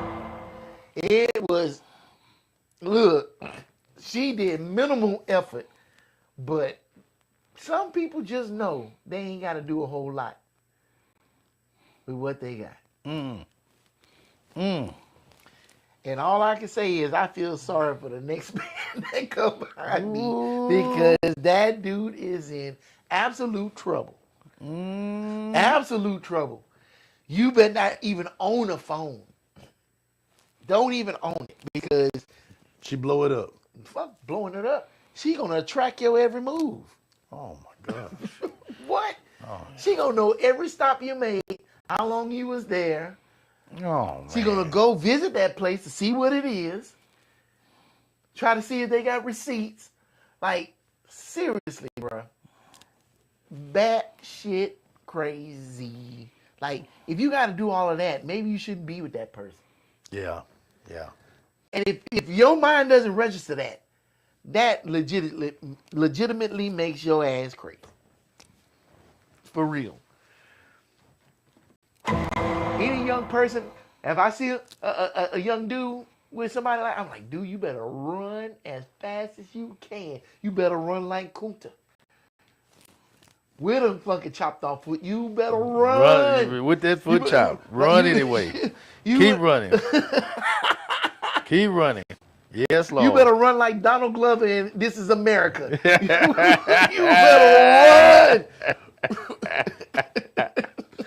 Like Killer Mike said in that fucking song, run, nigga, run. You better run. Run, nigga, run. Because there's a lot of dudes in prison and in the cemetery behind women like that.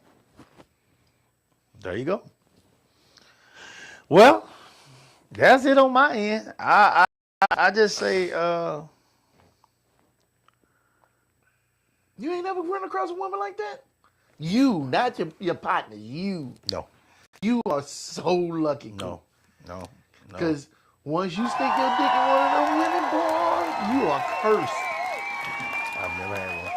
I remember women used to tell me, oh, you going to get karma. Like, no, I already met her ass. Was with her for a long time. I ain't never had one. Thank God. I think that's why I'm blessed now, because I already went through my trials and You went through your trial? Yeah. I never had one. I never had that problem. Shit. Thank God, man. I've never had that problem. I've never been with the crazy ones. Today, guys, I really, this is very important to me, because we're talking about, understanding and appreciating what you have. Accepting the fact that life is not perfect. There's no such thing as this person that has it all. There's no such thing as this lifestyle that is just full of fireworks all the time. There's a reason that fireworks guys only sold, a few 2 times a year. Two times a year. Yeah, they sold July 4th And New Year's. and New Year's. That's when they're sold. They shut down for the rest of the And time. they shut down the rest of the time. You have these fireworks stands that literally open up. They're all over the town, and then they open up literally twice a year. Yeah, for So- 2 weeks at a time. Guys, that is life. That is life. That is relationships. I know that you don't want to think that's what it is. I know that you would rather feel like you are in a book of fantasy where you're going out every week and you're experiencing something new and you're eating something new. But there's only so much new, guys, but there's a lot of life to be lived in between all the new. And the life that needs to be lived in between all these exciting things is the most important part of life. How do you get along? How much do you appreciate and value your partner when nobody's around? When everything is quiet? When everything is peaceful? When you are in the midst of peace? When your makeup is off, as Do-Right was talking about earlier, and your bonnet is on your head? And that what we call them things? The moo-moo. When the moo-moo's on. In that moment of peace, are you satisfied being with your spouse? Is your spouse somebody that makes you feel comfortable? Is your spouse somebody that makes you feel like protected? Is your spouse somebody that shares in the experience of taking care of y'all's pile of bricks or wherever you stay? If you don't have a pile of bricks, wherever you stay, is that person somebody that you have allowed to be in your space, and this person satisfies you when it comes to having a partner that cares, loves you, creates stability, help create stability, and is down for you, through it all, whatever it is, good or bad? Because these are the things, guys, that make your relationship unique. These are the things. It's when it's quiet. It's when it's not when everybody's showing out and they on a yacht or they going out to this club and y'all got a little section over there where y'all buying bottles and popping bottles. That's not life, guys. That's icing on the cake. That's the extra. That's not the everyday life. That's not everyday life. You're not gonna. When we're this age, you're not going to be doing that shit every day no more. I don't give a damn if you was rich. You're not going to be doing that shit every day. Peace is going to become more important than those things. A person that values you to a point to where they got your back and they're willing to do whatever it takes to keep you healthy and satisfied, is way more valuable, in my opinion, than a lot of the things that you're looking for in this world of the unknown. It's almost like you want to take back the hands of time and go back to when you were 27, 25, when so much of the world was unknown to you. The people were unknown to you.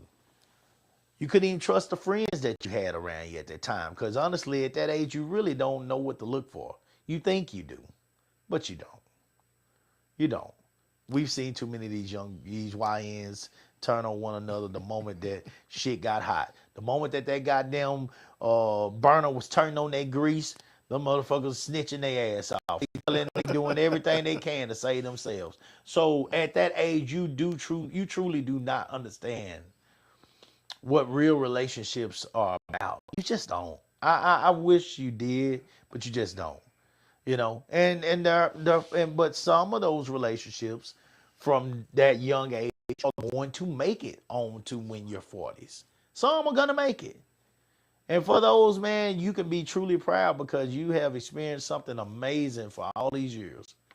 And that's with friends of the same sex. That's with friends of opposite sex. That's with boyfriends and girlfriends.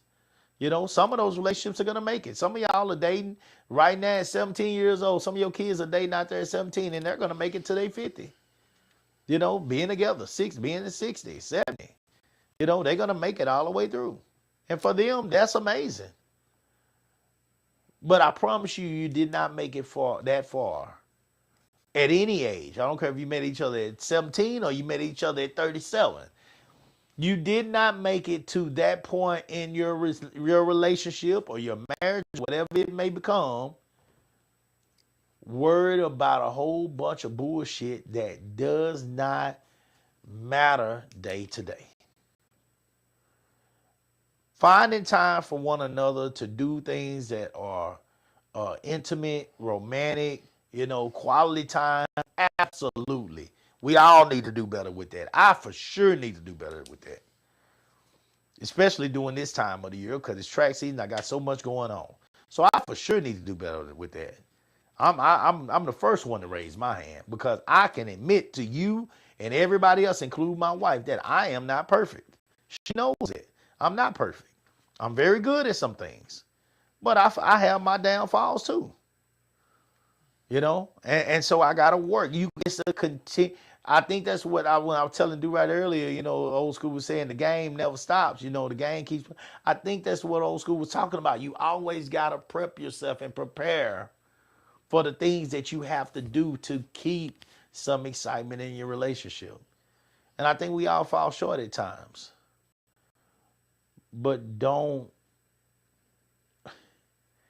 ruin the journey because of a few flat tires, guys. Don't stop the journey. Don't completely say fuck the entire journey because, you know, of some maintenance issues. Those are maintenance issues. And if you got a person that you love and a person that loves you, you can get past the maintenance issues. Everybody out there got maintenance issues. If they tell you they don't, they're a goddamn lie. Everybody's dealing with those. Be realistic with who you are, who your spouse are, and what it's going to take to get y'all through each minute, hour, day, week, month of every year to the next anniversary and the next anniversary. Be realistic with who your partner is and who you are. Find time to talk about it and work at it. Because the moves that these women made that we were talking about today were moves that destroyed not only their present situations, but their future.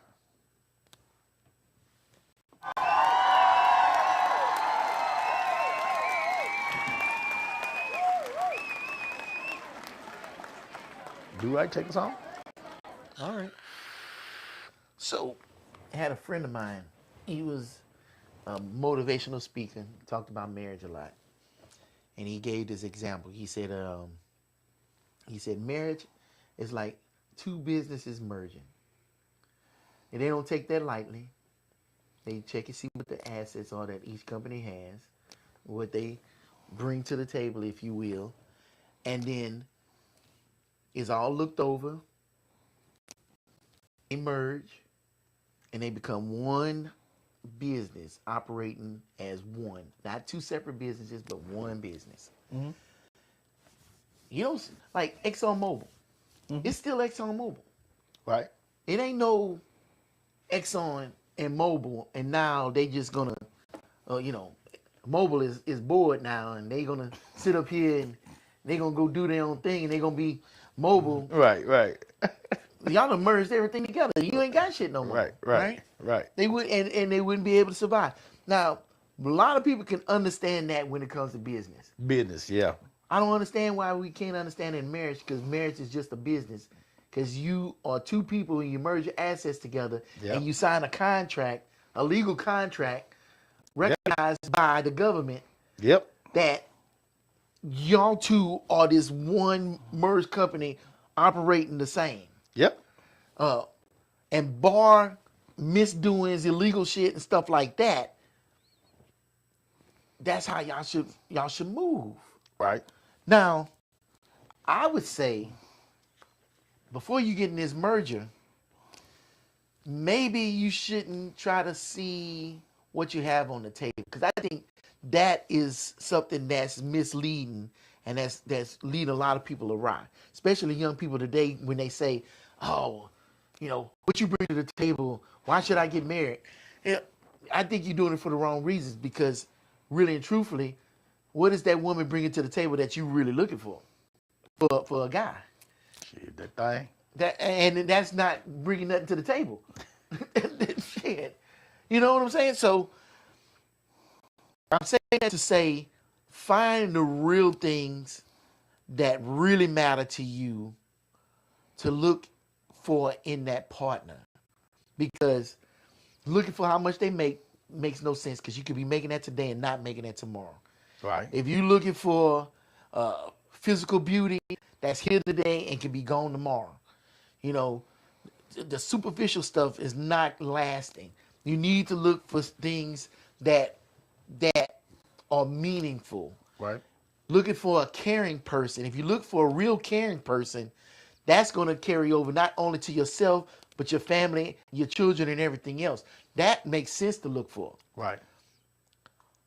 But you're already in the relationship. You didn't look for that shit. So now you're in this relationship. Yeah. So what do? Well, like I said, it's like a business, right? And like what businesses do, they do SWOT analysis. You know what a SWOT analysis is, right? So a SWOT analysis, you look at your strengths, your weaknesses, your opportunities, and your threats. Really make a list. What are your strengths being in this relationship? What are your weaknesses? What are your opportunities? And what are your threats? You start really listening down and understanding what it is, because a lot of times, and I'm just going to say this, women feel a way and don't know why they feel like that. Yep. So you start writing it down, and now you done put it into words. You really gave it thought. But now you can sit up here and say, okay, we are strong with all of these things, and that's good. But we weak on this. So at least now you know what you can work on. Now you know what you can go to him and say, hey, if you work on these things, you'll make us so much better. But then you start looking at opportunities. What can make y'all stronger and help y'all grow? And now y'all got a goal again to try to accomplish these opportunities. And with these threats, you have the ability to start eliminating the threats. Right. To make y'all stronger, because y'all are merged together now. Right. Y'all supposed to be working as one person, one entity. Yeah. So now you have the blueprint to help you stop making this marriage boring. Because now you have something to work towards. Because when you have something to work towards, what they say, the idle mind is the devil's playground. Yeah, absolutely. So you're not idle anymore. But it's like, what are you doing? You will do more shit to keep your job than you will to keep your marriage. Come on. Here we So go. let's look at it like a business, because nobody wants their business to fail. Right. You're willing to do anything to make this shit happen. So treat your marriage the same as you're going to treat this business, and start looking at it like a business, and start working towards making it achieve the things you want it to achieve. Because if you're working towards those things, you can't be bored.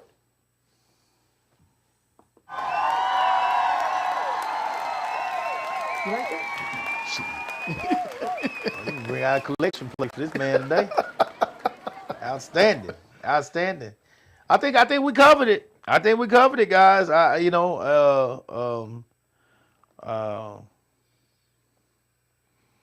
It's a real thing. I don't see no relationships that don't go through these periods of kind of just being a little stale here and there. But I think the main thing is to understand that you're not alone. And Do Right just said it perfectly. Put the same effort into it that you put into these jobs. When it comes to your money, oh shit, I'll give him my ass, but he can't get my money. Okay, well, if you're that serious about your money, well, be that serious about your relationship as well. And that's on both sides. That's men and women. Be that serious about your relationship as well. Everybody doing their part, and you got a chance. You can wake up 5 o'clock in the morning to go to that job. You can wake up 5 o'clock in the morning and do something for that woman. Shit. That's hey, boy, shit, you. If you treat it the same way, and you know over them years, you start rising that ladder, you making more and more money. If you did the same thing with your spouse, you'd be rising that ladder and getting more and more love. You supposed to be, and if you ain't, then shit, it's a whole nother conversation. Because you know if you stay stagnant at work, they're gonna need to get rid of your ass. Shit. You ain't gonna make no more money. The program is always changing at that work spot. If you ain't willing to change with it, you going home. Yeah. You know? Well, you know what I'm saying? That's the same thing I think, like I said, the old school was talking about with me. You know, the game never changes. The game never stops. It never stops. You're always working on making something better. You got to always be thinking ahead and how to, you know what I'm saying, make something better in your relationship as well. So just like you're doing that in business, you got to do it at home with your spouse, you know. You got to keep it fresh. You got to keep it nice, you know. You got to try. You got to try, and we don't try enough. That's all of us, guys. So we all need to do better when it comes to working on our relationships. I am a part of that as well. I got to do better, and I hope you do too. All right. Again, guys, y'all like and share. Please check out Live with the Coopers and continue to watch us. We'll be back here on Wednesday at 8 o'clock p.m., guys, and we'll try to do things better than we did today. And until then, salute the real. Hey, y'all better go to Clash of Texas. And y'all better watch Rhythm and Rise live, too. Or else.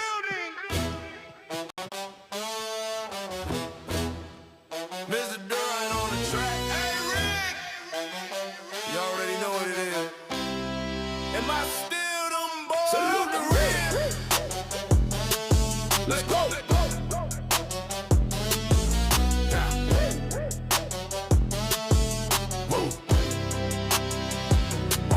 We don't salute the fake, we salute the ones who stay through the pressure and the pain. Never let the cold fade. When the streets are watching close and the wolves was at the gate. Real ones had the ground, never switched up, never played. No cap, no performance, what you see or what you get. Put in work before the cameras, before a single check. You say you solid, prove it. Cause we watching every move. Step up or step aside, we separating fact from truth. Put that hammer on the coupe, put that door on, let go. You can't fake what's in your blood. Can't manufacture where you're from. When the smoke clears and the noise is gone, only the real ones still stand strong. Salute the real. Salute. We recognize the ones who never fall. Salute the real. Salute. The ones who kept their word and kept it going. No front, no game, no pretend. Ride for your people to the end. Salute the real. Am I still them boys? Yeah. See, these streets got a way of sorting out who's solid. Every test, every trial separates the real from counterfeit.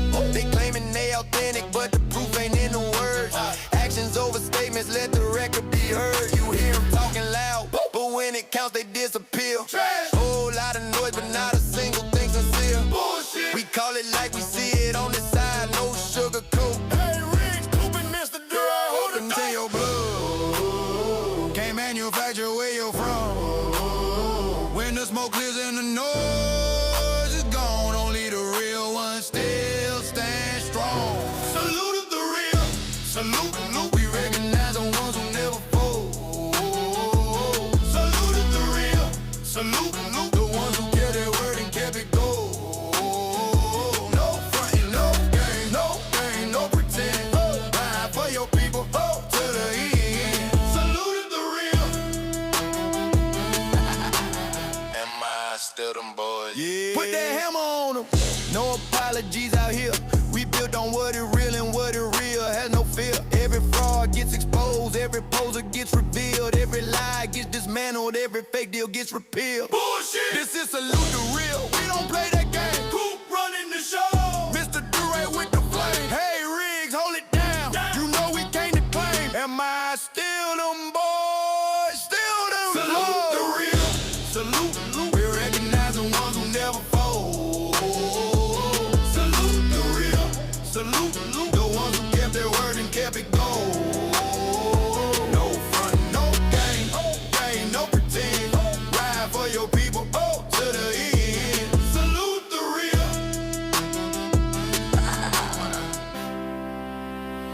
Put that hammer on him. Mr. Durite on the track. K-Riggs. Am I still them boy? Salute the real. The reproduction.